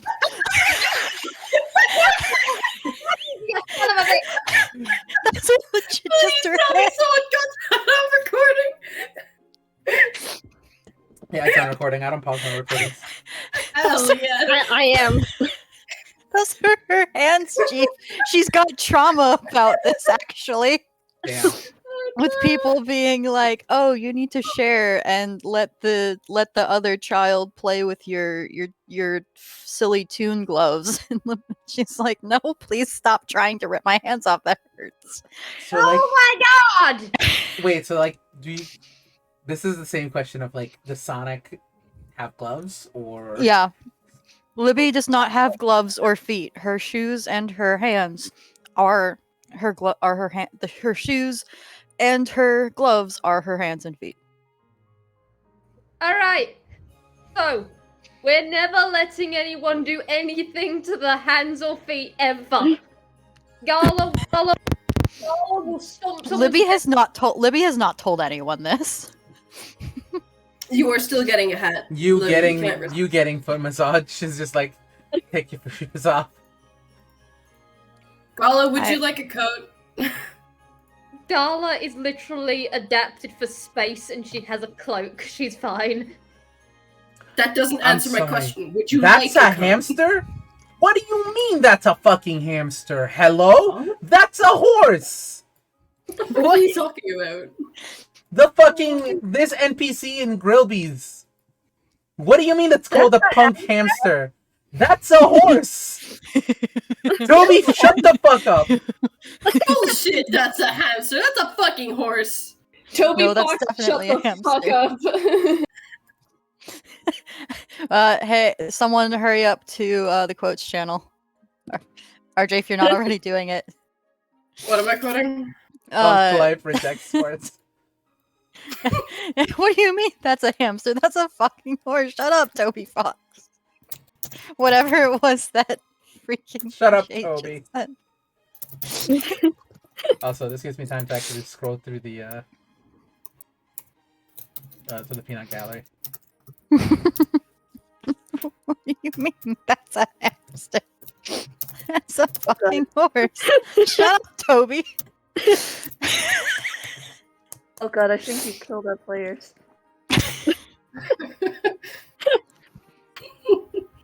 You know what? Just for the lols, if no one else is going to take the other coat, Gala will, just for the utter hilarity of when we get out of here, her be able to go home and go, "Oh, I got you something. and all of these things." I Okay. brought souvenirs. I'm home and I brought souvenirs. Also, check out this wild shit. Except when Gala swears, it literally just censors off because it goes too high pitch. Nice. Grills will take the other scarf. He doesn't really need it, but he'll take it.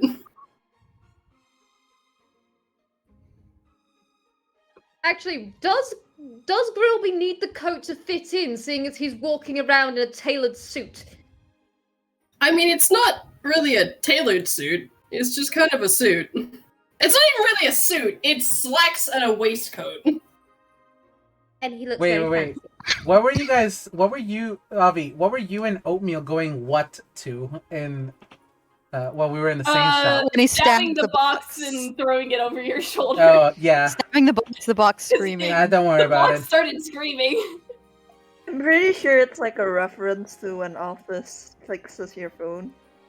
No, I have no. There was no reference there. It was just a fucking joke I decided to do on the spot. I thought it was because like there's this joke in Undertale where Office is like, what the fuck? Who gave you this phone? It's fucking ancient and disgusting. Give it to me. She doesn't say that, but like it's basically that in spirit. And then like she goes to fix your phone and you just hear squeaking noises. Is this the gay yellow lizard? Yeah. Yeah. Yes, this is the gay dinosaur. Oh, I thought they were a lizard. They're kind of it's kind of ambiguous. I mean, considering the etymology of dinosaur, so... Behold, a chicken. No, that's... No. I have seen enough chickens. I know they are dinosaurs. Yeah, no, yeah. That's- I mean, yes, but no, that's not what I meant. Too late. Dinosaur comes from Greek dinos, terrible, and Soros, lizard. Sorry, the art of playing the piano through violence. That I think I'm proud of that one. You should be. It's very good. It's very good.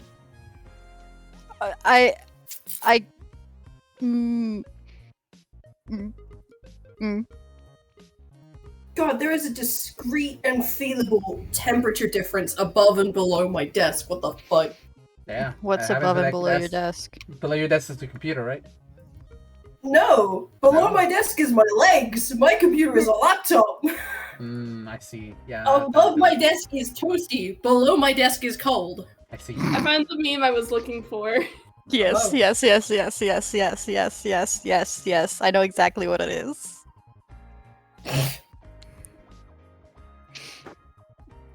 Literally, you could do anything to them and they're just sitting there.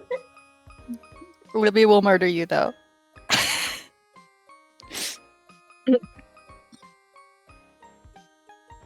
And then Gala and Tokoh are up next.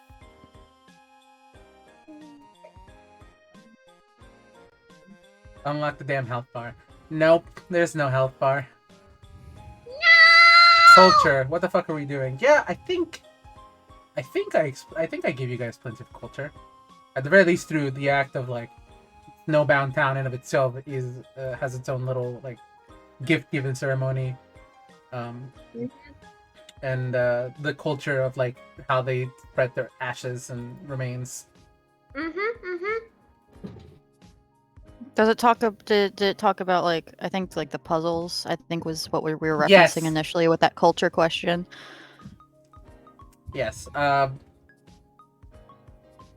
guess Nebula would also probably be the one who gets this if you're looking at history, but it's just like it's become kind of like due to the fact of like they made so many traps for real kind back during the time of war. They had all these skills that they never really used, and so they started putting them towards more fun things. So the traps became more of a cult, like if you were a skill trap Coping strategy. Yeah, I guess a coping strategy a little bit, but also it helped the kids pass the time. So you know, Yeah. like all of these people who had these skills no longer really needed them since they lost. So Looks away in Grill's lore. Mm? Pat. they lost the But also war. crab. The war. The war. A war. Wow. There is no war in Ba Sing Se. Not anymore. Magical understanding. Yeah, I give you plenty of that. Not good at anything. So yeah, that's Libby's going to just okay when we get back. okay. Fantastic. I'm just. Also, what is everybody back? I think so. think so. Is Vamp back? Yeah, I've been here the whole time. I'm not even needed. Cool. I'm not even saying that. I'm just saying that because like I was reading some things, I wasn't paying attention as to who actually left or not. Well, everyone is present and unmuted, so. You want to get started then? Hello. How much time does everybody still have, by the way? I'm good for another hour. I'm good for an hour and 30 because I will admit, like, a few people were like, "Hey, Vamp, wanna play Puyo Puyo tonight?" And I'm so sorry. That's valid. I'm good Um, for whenever. I can likely go for another hour, maybe an hour and a half, Good. like depending Yeah. on how stuff goes for everyone else. And after Okay. that, I'm going to desperately try and let my insomnia let me sleep. Please, it's been a long day. Okay, Mood. you so over the head with the bat. let's go. Okay. Let's go. So, back to it. Nebula history. So, apart from that, you are getting a general sense of like after the passing away, or after not the passing away, but after Tokoh disappeared,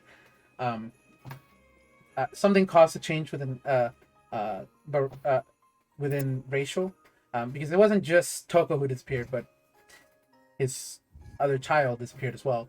They both seem to disappear, and no one knows where they went. In turn, something changed within racial. At least, very least, is what the books say, and he did declare war on real kind. This goes against a lot of the things that the book talks about racial, because racial is spoken about as a figure in the history in of itself as having been there throughout the war as the king of the people who lived in these mountains. When they used to live above the mountains,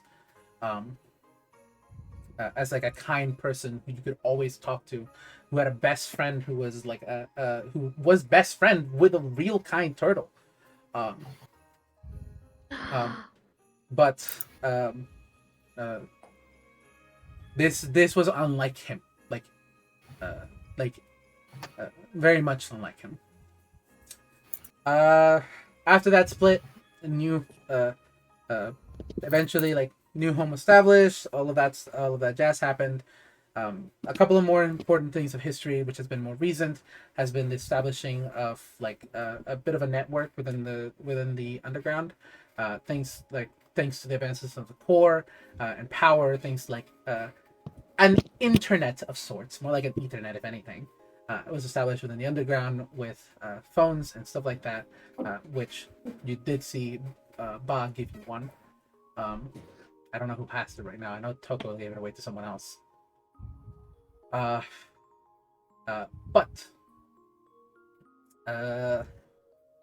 That's about it. There was establishment of the new royal scientists a while ago. Talks about stuff like places, like locations and stuff like that were established, and like times and dates. But that's about as much as you're getting from history. This is all extremely useful information. Uh-huh. Yeah, I don't know is. how much you want to share with Tokoh and everyone else, by the way, because you're the one who finds this.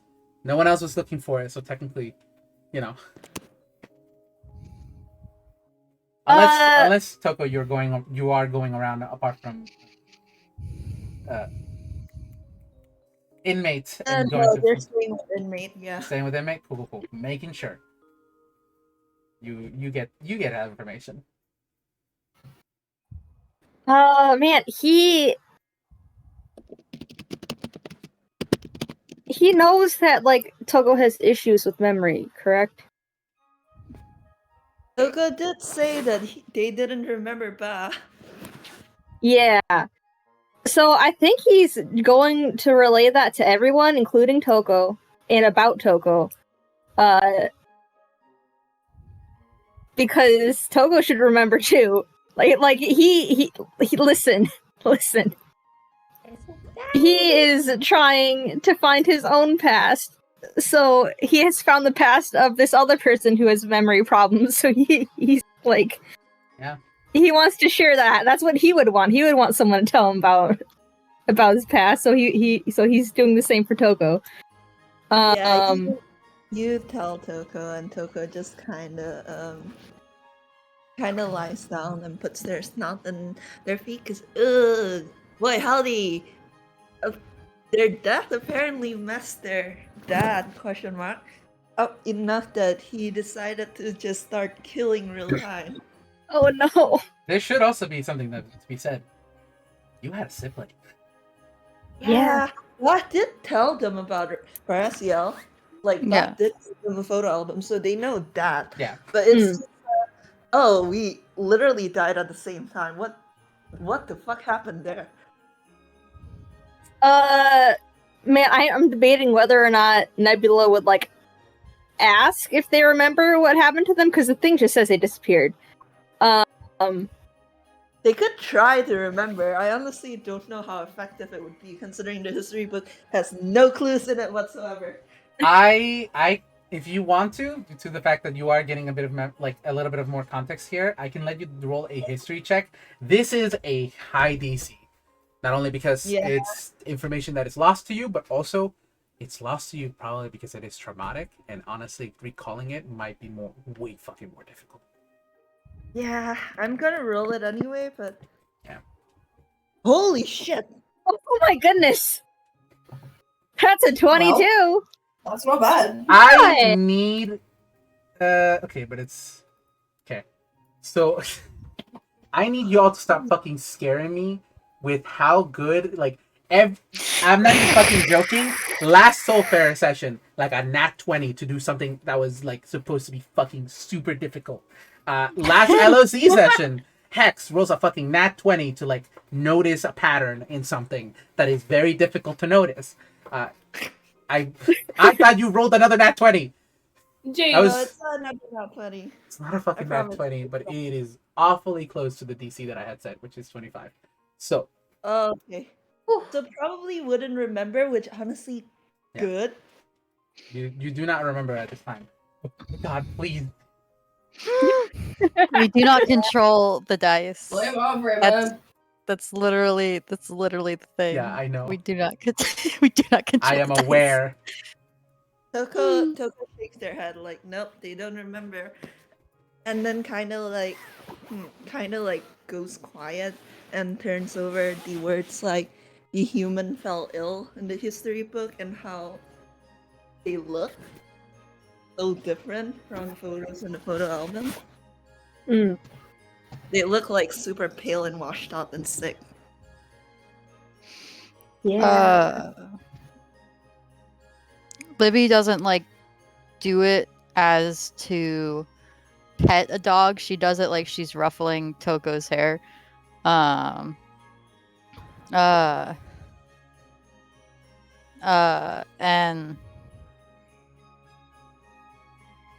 just in like a checking on them, like snap out of it. Not directly snap out of it, but like, hey. Toko's gonna tippy tap on the floor with their paws. People are just hopping off the table and going to one of the shelves to grab a book. They are not thinking about it. They're a dog. They don't have to talk. I will say that as you do so, as you're doing this, a kid actually approaches you, Nebula, Libby, and Inmate, who gathered up around each other to explain what Nebula had the information. And it's a small little wolf kid, who's looking back like at a small group of like a couple of bears and a couple of bunny kids, who's saying like, "Hey, can we? I'm sorry to bother you guys, but can we pet your dog?"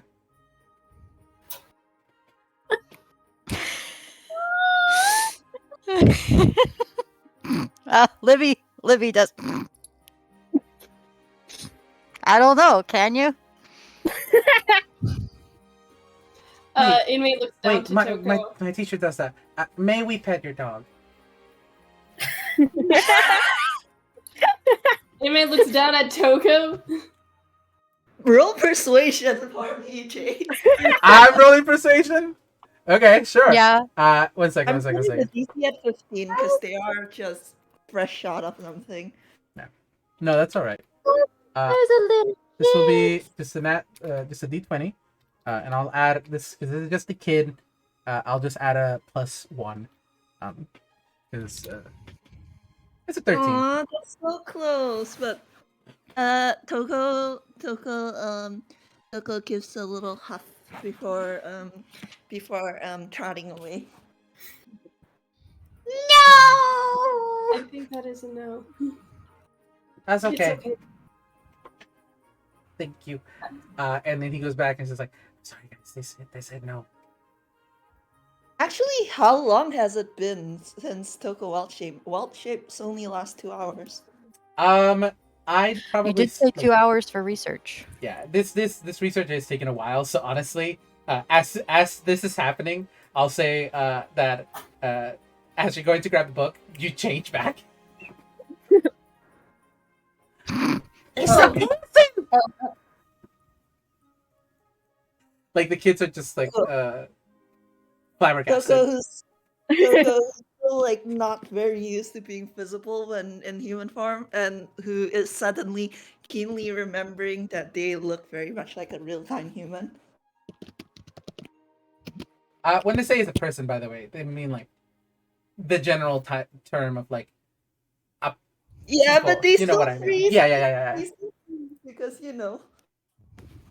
Fade out, fade out, fade out, fade out. they're just like, you know what? They're just inwardly a fuck, but outwardly they just take the book and like nonchalantly flip it open and flip through it. Nothing to see here. I love this child. So cool. You guys just overhear the kids, the three of you just hear the kids saying like, "That's so cool." Yeah, that was it. It's just a small little interaction I was thinking. No. Actually, could Tokoh research a specific topic? I'm sorry, could you repeat that? Could Tokoh research a specific topic? You want to research a topic? Yeah. Yeah, of They course. originally weren't, but now they've committed to the bit, so shit, they should probably look like they're actually researching. Sure. They're gonna pick a book of medicine from one of the shelves if there's one. Well, you were with Inmate, so you would be around the same section, so it's not that difficult to find something. Are there anything specific that you're looking for medicine, or? I'm looking at the notes that Vwild put down, and specifically, wait, not medicine. Sorry, I misread. Magical understanding, like the Magical kinds of- understanding. Yeah. Okay. That's a very wide topic. Give me a second. Let me I mean, if there are any spell books that Tokoh could, like, copy spells from. Phew. Okay, so you said are you a wizard? Yeah. You Okay. gain one wizard from the level up. I always forget. So this place wouldn't be this place definitely wouldn't be the place where you would find a spellbook. But as you are walking around just looking at the medicine books, you do see there's a small room in the back with a teacher seemingly teaching a small group of very young kids like prestidigitation, like some very, very simple cantrips. Nice. So there is a bit of a magical school technically here, just to teach kids how to cast spells and stuff like that if they so wish.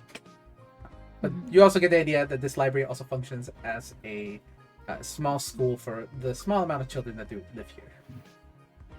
Nuts. And Tokoh is just like, should I eavesdrop? instead of going into to like sit with the kids, because the last thing they all need is for someone to recognize them.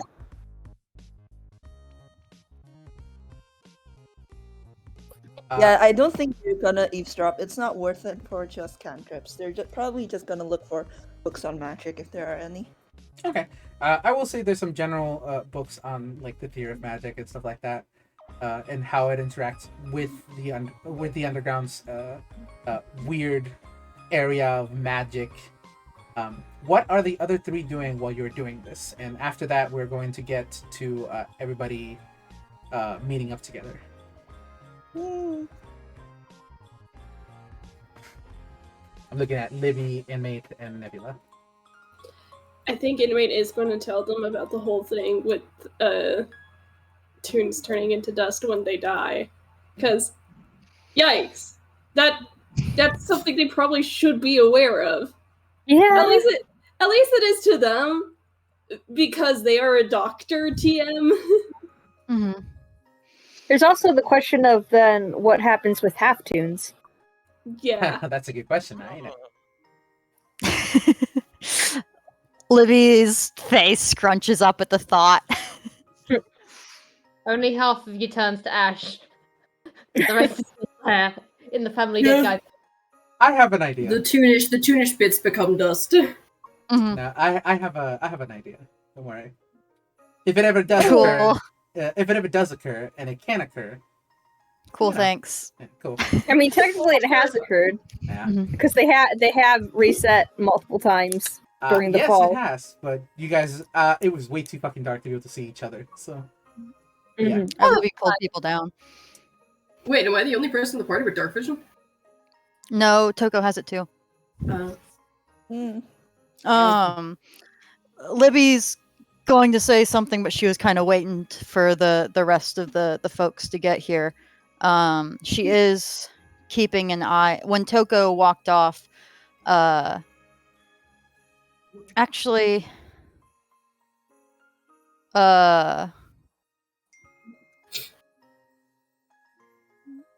when Tokoh walked off, I think she followed, and didn't necessarily directly interact unless Tokoh interacted with her. But she's just like leaning on the bookshelf, keeping an eye out. Keeping watch. Okay. Yeah. Nebula, do you have anything Just- else? I don't think so. No, if he's already relayed. I mean, he's gonna relay everything to everyone when they get here too. You also had something else because you said history and what else? Oh, the barrier specifically, like what they already know about it, what works, what doesn't. Because yeah, it is definitely a barrier that is meant to keep toons out. There is a sense of like real kind have an easier time walking through it, but it requires it sadly requires, and it does specify, a powerful enough soul from a toon. So it's kind of like let's say like this, it's a formula. 1 + 1 = 2, and so you're able to pass. Okay. For example, if you think it like this, then actually grills. 1 + 1 = Yes. 2, so it would pass, correct? And I'm looking at you specifically. If you know- Theoretically, yeah. So, is this 'Cause knowledge? it's basically an XNOR. Yeah. So this is knowledge. This is you are you. Does Nebula know this about girls? I think so. Because didn't they talk about it? Or maybe he knows at least a little bit. I don't Nebula's remember the aware of specifics. Grill's shenanigans. Yeah. And I think a similar, not like direct conversation about it was had too, when they were in the remnants and discussing with Ba, like just the basic knowledge she had about Here's Yeah, what I'll say. stuff. If you had a real kind and a toon kind, that full force, each of them, together in one body, you could pass through. if you are a naturally born half-toon, you only have half and half. And that equals 1. You cannot pass through. That is the that is the basic logic. I think getting to that part, like Nebula would look at Grills. Grills is not here yet. At this point. Grills is not here. Oh no, he's not here. We wouldn't be here sorry. yet, but this is the thought that goes through. This would be a thought of yours. Yeah. That, like Grills Maybe is it's like, canonically Grills. the only person that could technically go through the barrier right now. Yeah. Nebula is thinking, like, okay, if they're stuck, at least Grills can go out and tell his family where he is. Help, guys, we're stuck. Door stuck. We're stuck. You could say underneath the barrier, you are except stuck. the note is Grills. You could say you are stuck in your home. In a home of sorts. God. Christ. Stuck in your stuck in your new home. As the resident homestuck, I'm going to kill you. Good. Thank you. Anyways, so yes, but yeah, that is what you find on the barrier. Apart from that, it was apparently made using a lot of souls, and theoretically, they know that it could Souls. be. Yeah, it's fun. Theoretically, it is known that it could be broken if enough souls were to be gathered, and used to break it. But that requires the only way to separate a soul from a physical's from physically is to murder someone and trap it. And Yeah. two souls, sadly, are not powerful enough. It has to be real kind souls. Do they know if some have already been gathered? Real kind souls? Yes, through your historic knowledge, you would know that at the very least, 6 other real kind souls have been gathered. All of them said to have been children, like Boss said. Wonderful. Yeah. Nebula's head and hands on the table, leaning forward. I mean, There's so much going on here. Technically, if one of you just, stabbies yourself, and gives it up willingly, everybody can get out. It's not the best option, though. You do not want to know what Inmate handed me. No. Killing you to break the barrier. Not happening. I'm pretty they're sure already we've a prisoner. They're already a prisoner. On the surface, we've already had this conversation. I hate it. Most people on the surface think they're a murderer. So I love that Tokoh is just giving me like, oh, technically I'm already dead. Like, do I count enough as a soul? And I am just like, Tokoh, we don't know if it uses up your soul in the process. Yeah.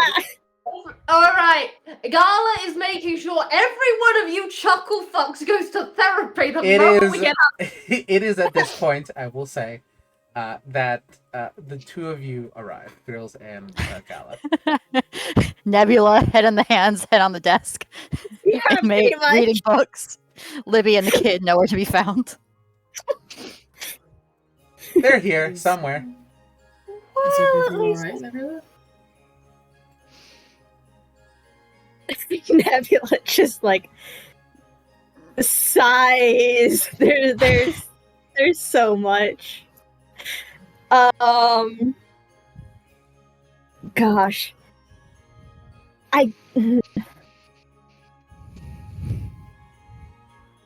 There's a lot.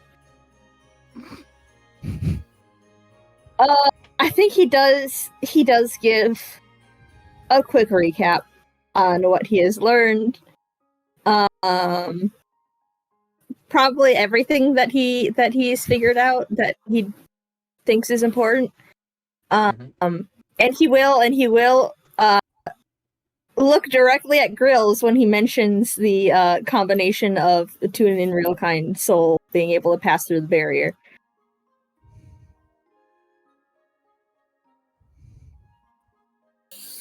Grills looks away because he had this thought as well. He had this thought they were discussing it in Ba's place.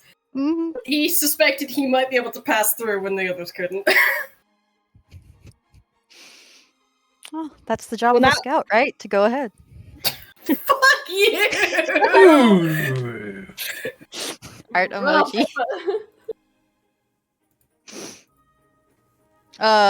Is it kind of clear that that Gala and girls have made it back to Helen? No, that's my okay.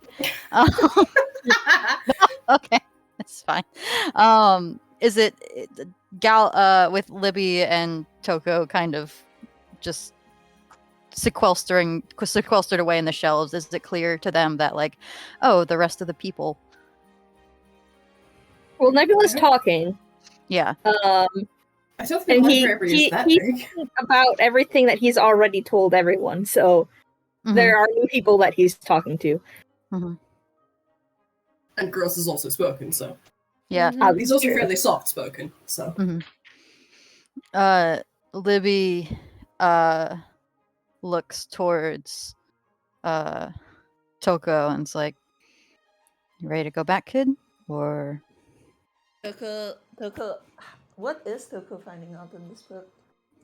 Good question. A lot of what you're reading is stuff that is interestable and it will definitely help you.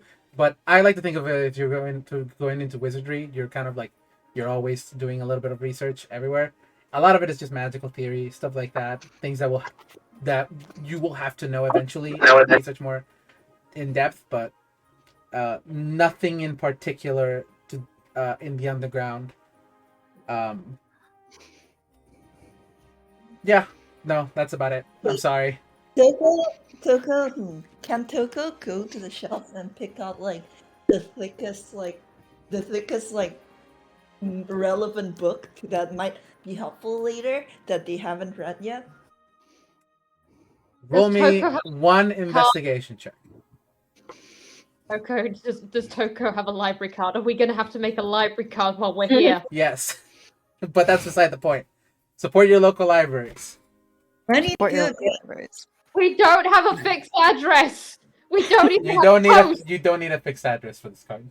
Yay! I love this I library. need to. And again, What'd you roll? 22. 22. Why are you so good at this? They used to be a royal. Just- Just picking out a random book that will come in handy later. Give me 1 second. Yes. La puse tal vez para secar. I love playing a child because I can do. I whatever haven't the yet, fuck la iba a I llamar want, más and it's tarde. in character. A las 8. Más tarde. Like yes, eat Madre, the I'm in boss, the busy. This child will do that. Why do I feel like that's a reference? Okay. It Felt is. around. It You know what? is. Here we go. You tell me what you think the book you found, because I, Your problem now. yeah, it's your problem now, Vamp. I'm thinking that I'm finding a book that's not so much like a book as a book of like one of those books in libraries that sometimes have like it's a biology book, except instead of on animals, it's on specific different kinds of tunes. Specifically different kinds of tunes in the underground. Anthropology? Kinda. Like it's like because like in Undertale and in this version of the Underground too as well, like different kinds of tunes have different little cultures and traditions and what they like and don't like. So there's probably a book written on all of this, especially since the narrator like narrates it when you check monsters in the underground. All right. It's a physical Sure. geographer's book. I'll give you this. You find a book titled "Cultural Interests of the Underground," an encyclopedia on any and all cultures in the underground. It's Okay, how heavy is this? it is like about 750 pages long. And Okay, it is a It's a thick tome. heckin' tome, Yeah, it is a baby. thick tome. Okay, everyone literally hears and and like a thud, like as Tokoh just picks the book out and then immediately slams into the ground. If I had a cup of every time I walk into a building, someone drops something. And you turn and you see like, have you ever seen a child try to drag something, like stubbornly trying to carry or drag something that's so much bigger than they are? Yes, actually. He would have. Libby is absolutely sitting there watching this, chuckling to themselves, and absolutely not helping unless Tokoh asks directly. I will say that the book does become slightly lighter as one of the little kids who talked earlier, specifically a little bear kid this time, walks up and helps you pick it up and says like, "You need some help?" Yeah. Could you help me take this over to the counter? Yeah. All right. And he fucking like picks it up all by himself and like picks you up along with it, and like just holds Over the head, boys. Yeah. He's holding it over the head, and you're kind of hanging off of it for a little bit. And he just goes and serves at the counter. And everyone asks the bear and Tokoh and the book passes by, just hears from Tokoh, so cool.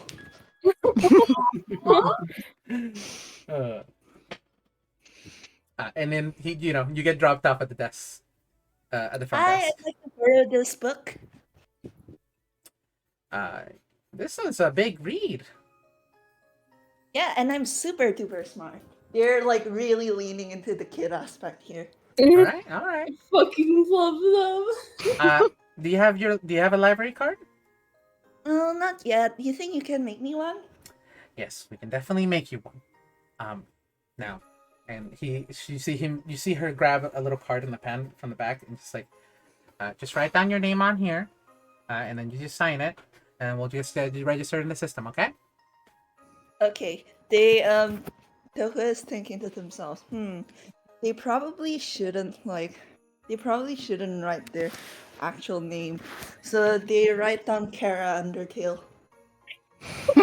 Oh my fucking god.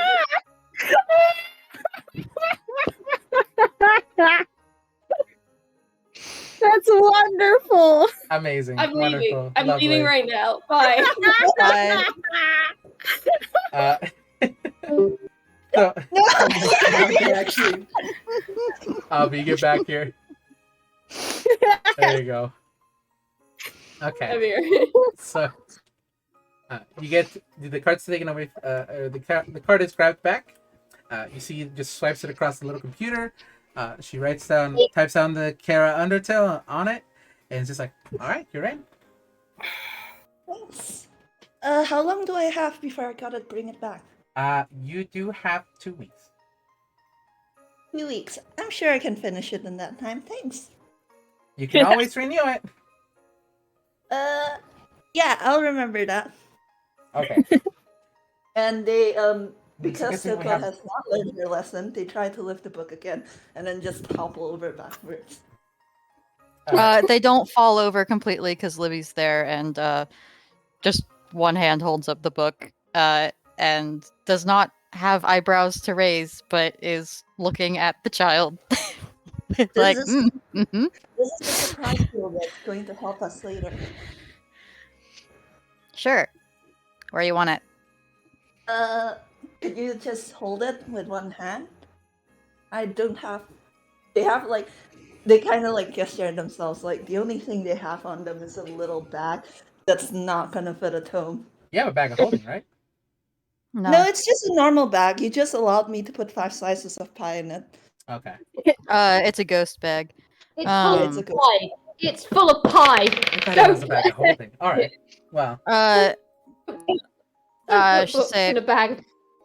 want me to hold on to it for you? Tokoh kind of makes a face at that because Libby gets into fights so often. What if Libby like splits from the party and then Tokoh can't read the book? Never mind that if that happens, Tokoh will have other things to worry about.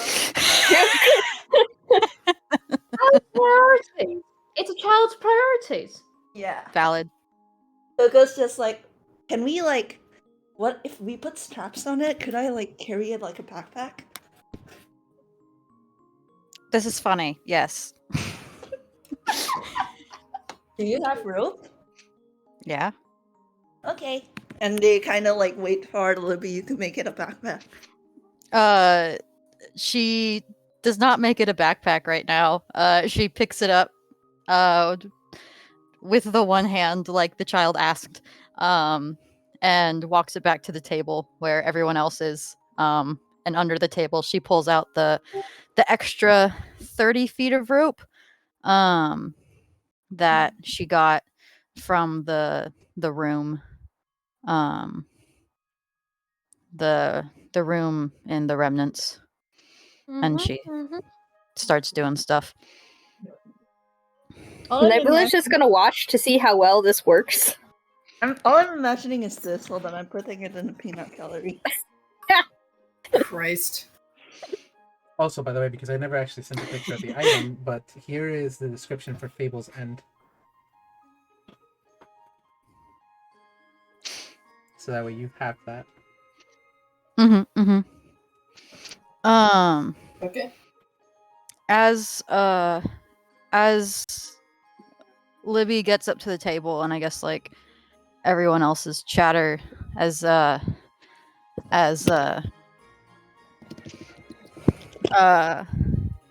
Nebula finishes up summarizing.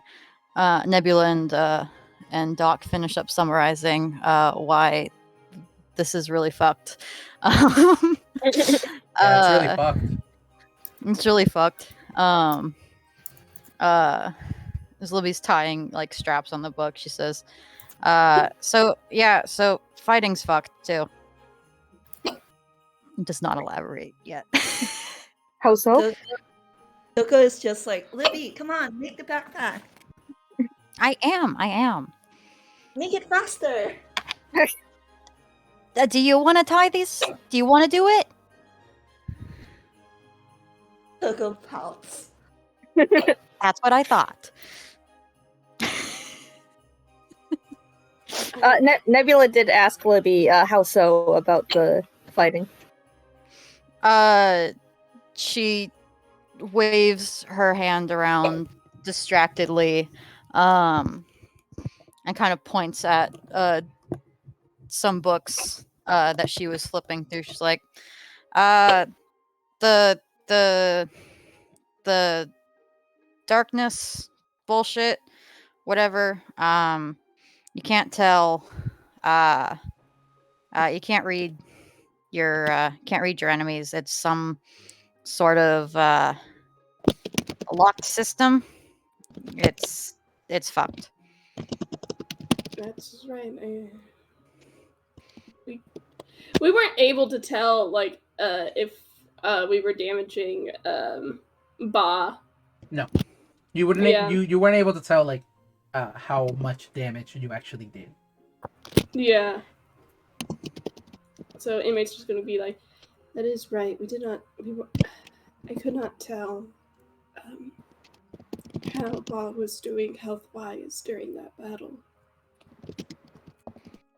Yeah, so like as long as you're trying to hit someone with like trying to hit them and not just, I don't know, bullshitting it, you'll get stuck in that thing. And yeah. So you're pretty much just fucked. That's incredibly dangerous. I think that's the point. She just ties another knot. Sorry. because the hiccups hurts. It has a thought. I probably can't explain it as there's the book things, but yeah, it's fucked. Nebula just kind of folds hands like everything's bad. Everything's bad here. Inmate has a thought. Okay. And they're just...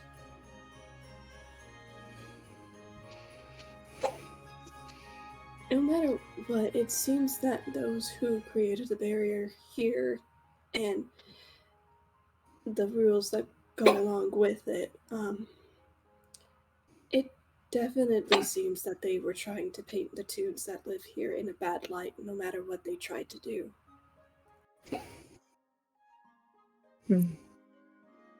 Eh. Libby.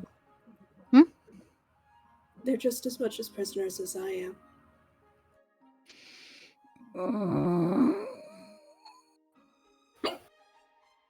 Yeah, I know, Doc.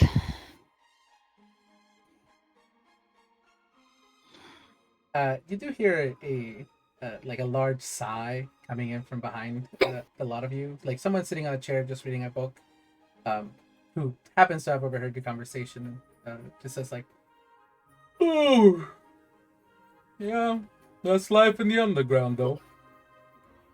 Is that fucking Sam's? Nope, it's a big fuzzy bear with a jacket. Okay. It sounded really close for a second. Little did we know, it's Sam's in disguise. Sam's learned true polymorph. I swear, guys, I have more NPCs than just Sam's. It's Mod and everyone being Alibi all over a fucking again.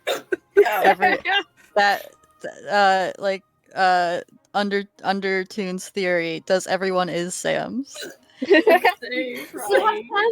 have Sam's and we have Pampyrus because we love both.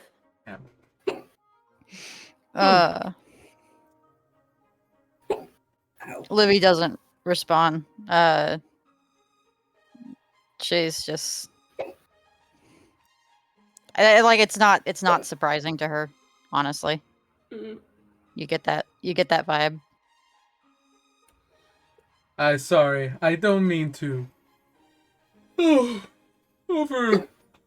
over here, what's the word? Eavesdrop, thank you. I don't mean to eavesdrop on your conversation. It just You seems did, like though. well, you are in the middle of the library, not in one of the sitting areas, and, you know, speaking somewhat in a non-hushed tone, Fuck. in a very quiet place. It's all right.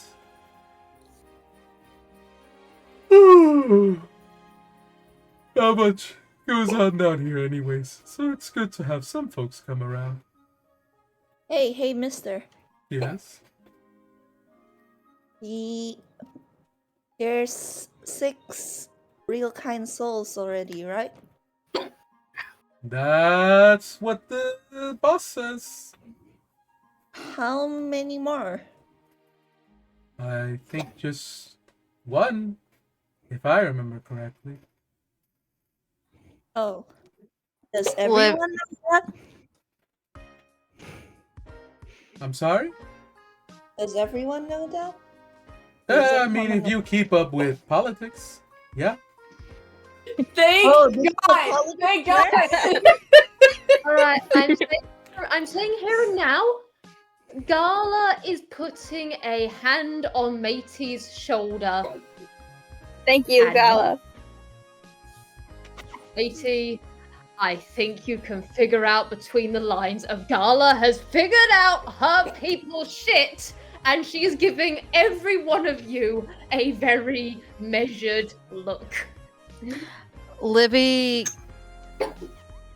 Libby does kind of. Oh, go. They did have a discussion with Libby. For the life of me, cannot remember what was said in it. Yeah. I just know they had discussion. Yeah, Inmate told Libby about kind of discussed general oh, everyone here is also trapped like me, and kind of talked about their inmates self-sacrificey thought nonsense, and Libby was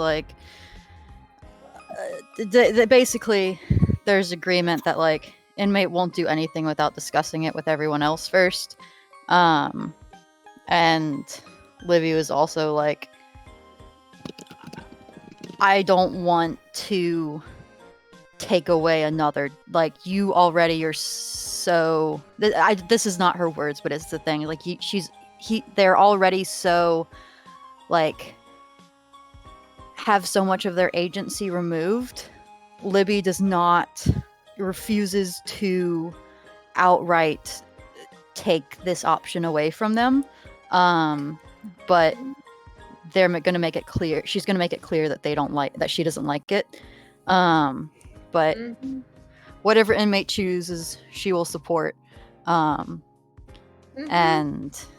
she just wants to be able to have a conversation about it first. But yeah, when Tokoh gets the response that there's only one soul like left, she does just like generally like lock eyes with the rest of the party. And when Gala puts a hand on Inmate's shoulder and gives them a look, Libby shoots her a glare. And Libby shoots her a glare and a look of her own. Girls had been concernedly frowning at Tokoh, like, please don't tell me they're going where I think they're going with this. And then sees Libby glare at Gala, who has a hand on Inmate's shoulder, and is now like, oh goodness, there are more people that I need to worry about than I thought. Tokoh genuinely doesn't have any like thoughts about that yet. Right now, It's the yet that concerns me, man. We know Undertale lore, we've been new. But anyway, Tokoh is just like, so most people don't know that we only need one more real-time soul? Oh, not for the most part. It is taught in history, at least when I was back in school. But nowadays, it's been so long since anyone, fallen, that most people have grown accustomed to living here. I'm sorry. I don't mean to bring your overall mood down. Really?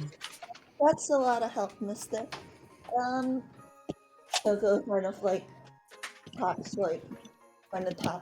their fingers on the table. So if there was a reincarnate hypothetically in the beneath, would they get attacked on sight? Repeat that? If there was hypothetically a real kind in the underground, would normal people attack them on sight? Like not the guards, specifically like normal people. When you live down here, you have to learn from an early age that fighting doesn't do much. It is not always, and most of the time it isn't, the answer to fixing anything.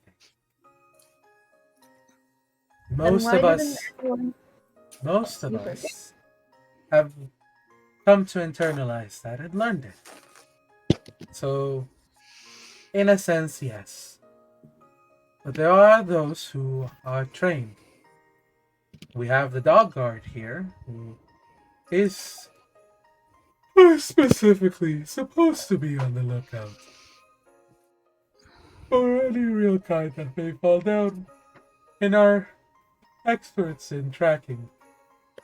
Oh, sometimes a fish lady comes by. Fish lady? I'm sorry? What fish lady? I'm the captain. She commands the dogs. Oh, is she nice? I mean, she's nice to us. Libby levels another look with the rest of the party. How enthusiastic is she about hunting real kind? I mean, she's the captain of the team, right? But the dogs look pretty dopey to me. Again, most of us are trained from a very, very early age to be docile in a sense. Which, I mean, now that I'm saying it that way, kind of feels a little bad. It's not a bad thing in a sense. because they know how dangerous it is to fight. And they understand that. So they are taught from an early age that like, if you have to, try communication first. It would have definitely sounded bad if they didn't have context, so thankfully they do. Yeah. Yeah, but Tokoh is like, you said most of ours is the fish lady, not one of them? It's the who? Is the fish lady not a person who'd communicate first before fighting? Well, I don't know her personally, so I couldn't tell you. Thanks, weird eavesdropping, mister. My child, I am so sorry. She's certainly they've certainly got quite the vocab. No, they're right. Who's eavesdropping? Eavesdropping is rude. The kid's right. Libby says this as Libby's walking up to Tokoh, and just as she says that Tokoh's right, she just full weight drops the now backpack book around their shoulders. I mean, I feel like Knock 'em over. would they be able to carry it as a backpack, Jade? Yeah, as a backpack, it's just a very heavy backpack. I think you have a couple of textbooks back there, but the weight distribution does allow it. Like anybody could. Yes, the answer to your question is yes. I do not need to go into the fucking physics of how it works.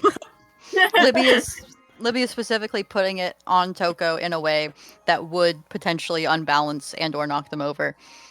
Then you fall backwards. Oh my god, are you gonna get turtled? Do I have to roll something to see if they get turtled? No, you can get up. This isn't something you have to roll for. You're fine.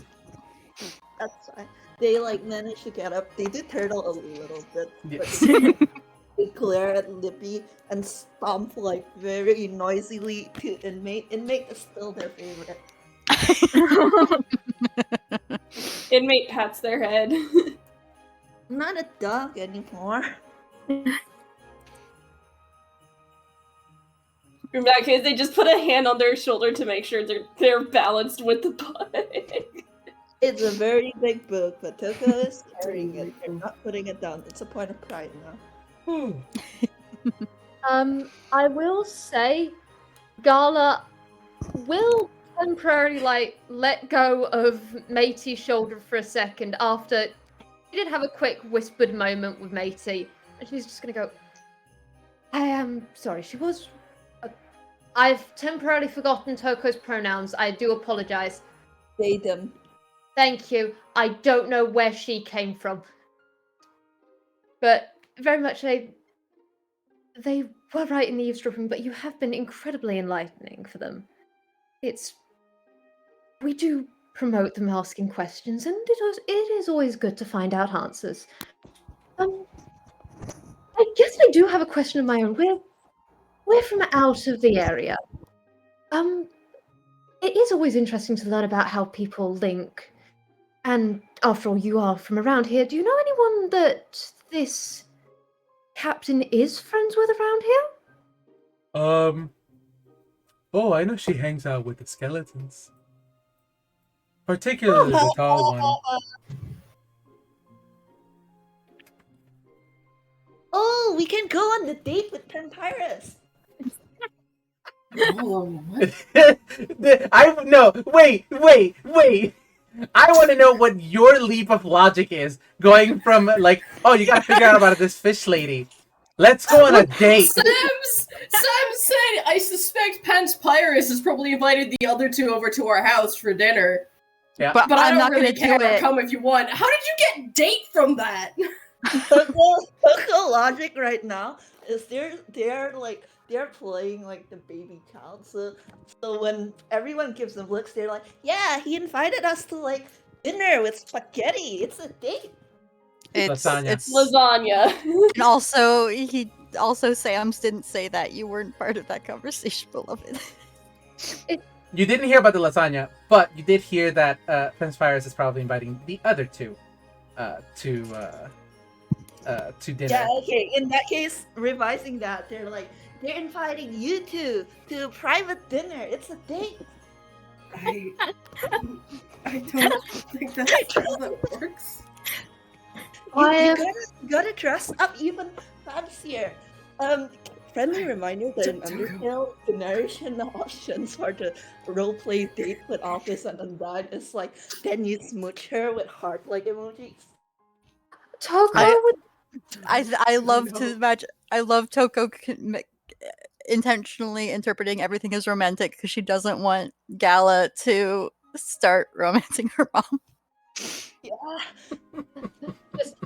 I'm going to say here and now the look that Gala is giving Grills is we're both not a part of this, right? Yeah, you both gotta wear, and they do jazz hands, a date outfit. You know the rock like texture on Grill's face, like across the cheekbones. Yeah. That has suddenly lit up in like oranges and yellows, magma style. I'm familiar. Libby, And he has his head in his hands around his glasses and just like, Tokoh, no, that's not how that works. Oh, you're embarrassed. Nebula's trying not to laugh. Libby is laughing. You're embarrassed. That's fine. Libby's leaning against. I don't believe it was meant to be a date. Hey, if you're guys are going to be so loud and you're going to be laughing about, head over to the diner. Not in the library, please. I'm sorry. Apologies. Apologies. Gala is going to cast silence on the group and usher them away. You just created a 20-foot bubble of silence in the middle of the library. Silence doesn't move. As God intended. Okay, I, the Vwild, didn't know this. Gala will probably, and it's gonna be as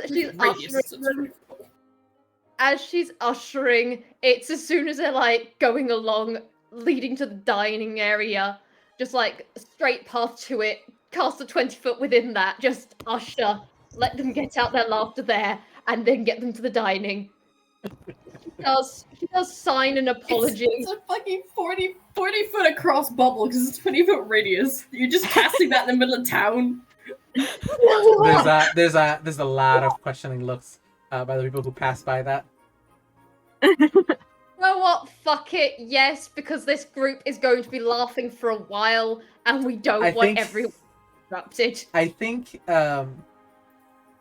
with you guys being ushered out of the library, we can pick it up next time at the diner, and with what may be a possible date. Yeah, no. Out of curiosity, for everyone who wonders, let me grab like a screen. Yeah, here's a screenshot from the game. 2 options Tokoh gives you.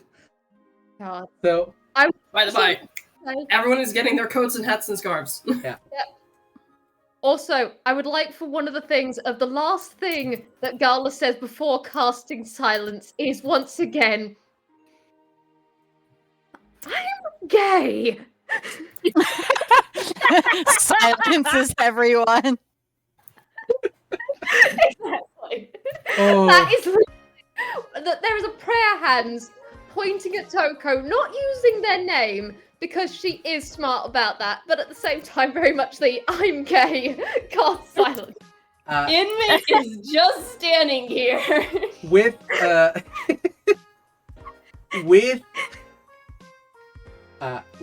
that, as you cast silence after saying I'm gay and you're being ushered out of the library, with more information having been gained and a bit more knowledge about how the underground works, we will pick this up next time with a date? Question mark? And the gay on a date. I will say, once they're out of the bubble of silence, like Tokoh is just like, oh, yeah, the dining area. You need to bring like gifts for a date, right? You gotta get chocolates. I'm casting silence again. Okay. With that, I think we're gonna call it there. Brilliant. All right. That was great. This was great. Yeah. If that's great. If Grills is passing out warm weather wear, Libby does protest, but she also Grills gets a look question mark from Libby when he bundles up the doctor. There is the usual. You get close to him and hurt him, and I will murder you. But there's also something else. You can roll if you want, but it's the Will that just be looks so insight? different. Probably. Well, that's Rolling- good. That's fucking Rolling That. insight. That where are we? Where are we? 25. 25. Yeah. You have increased friendship meter with Bumpet. She approves. Marvelous. Approval. semi-shy, fucking hell. Semi-shy shrug. And they look cold. I'm going to call it there. Yeah. Yep. Alright. No, I am going to stop recording. Goodbye, everyone. Thank you so much for listening. Have a good one. Bye.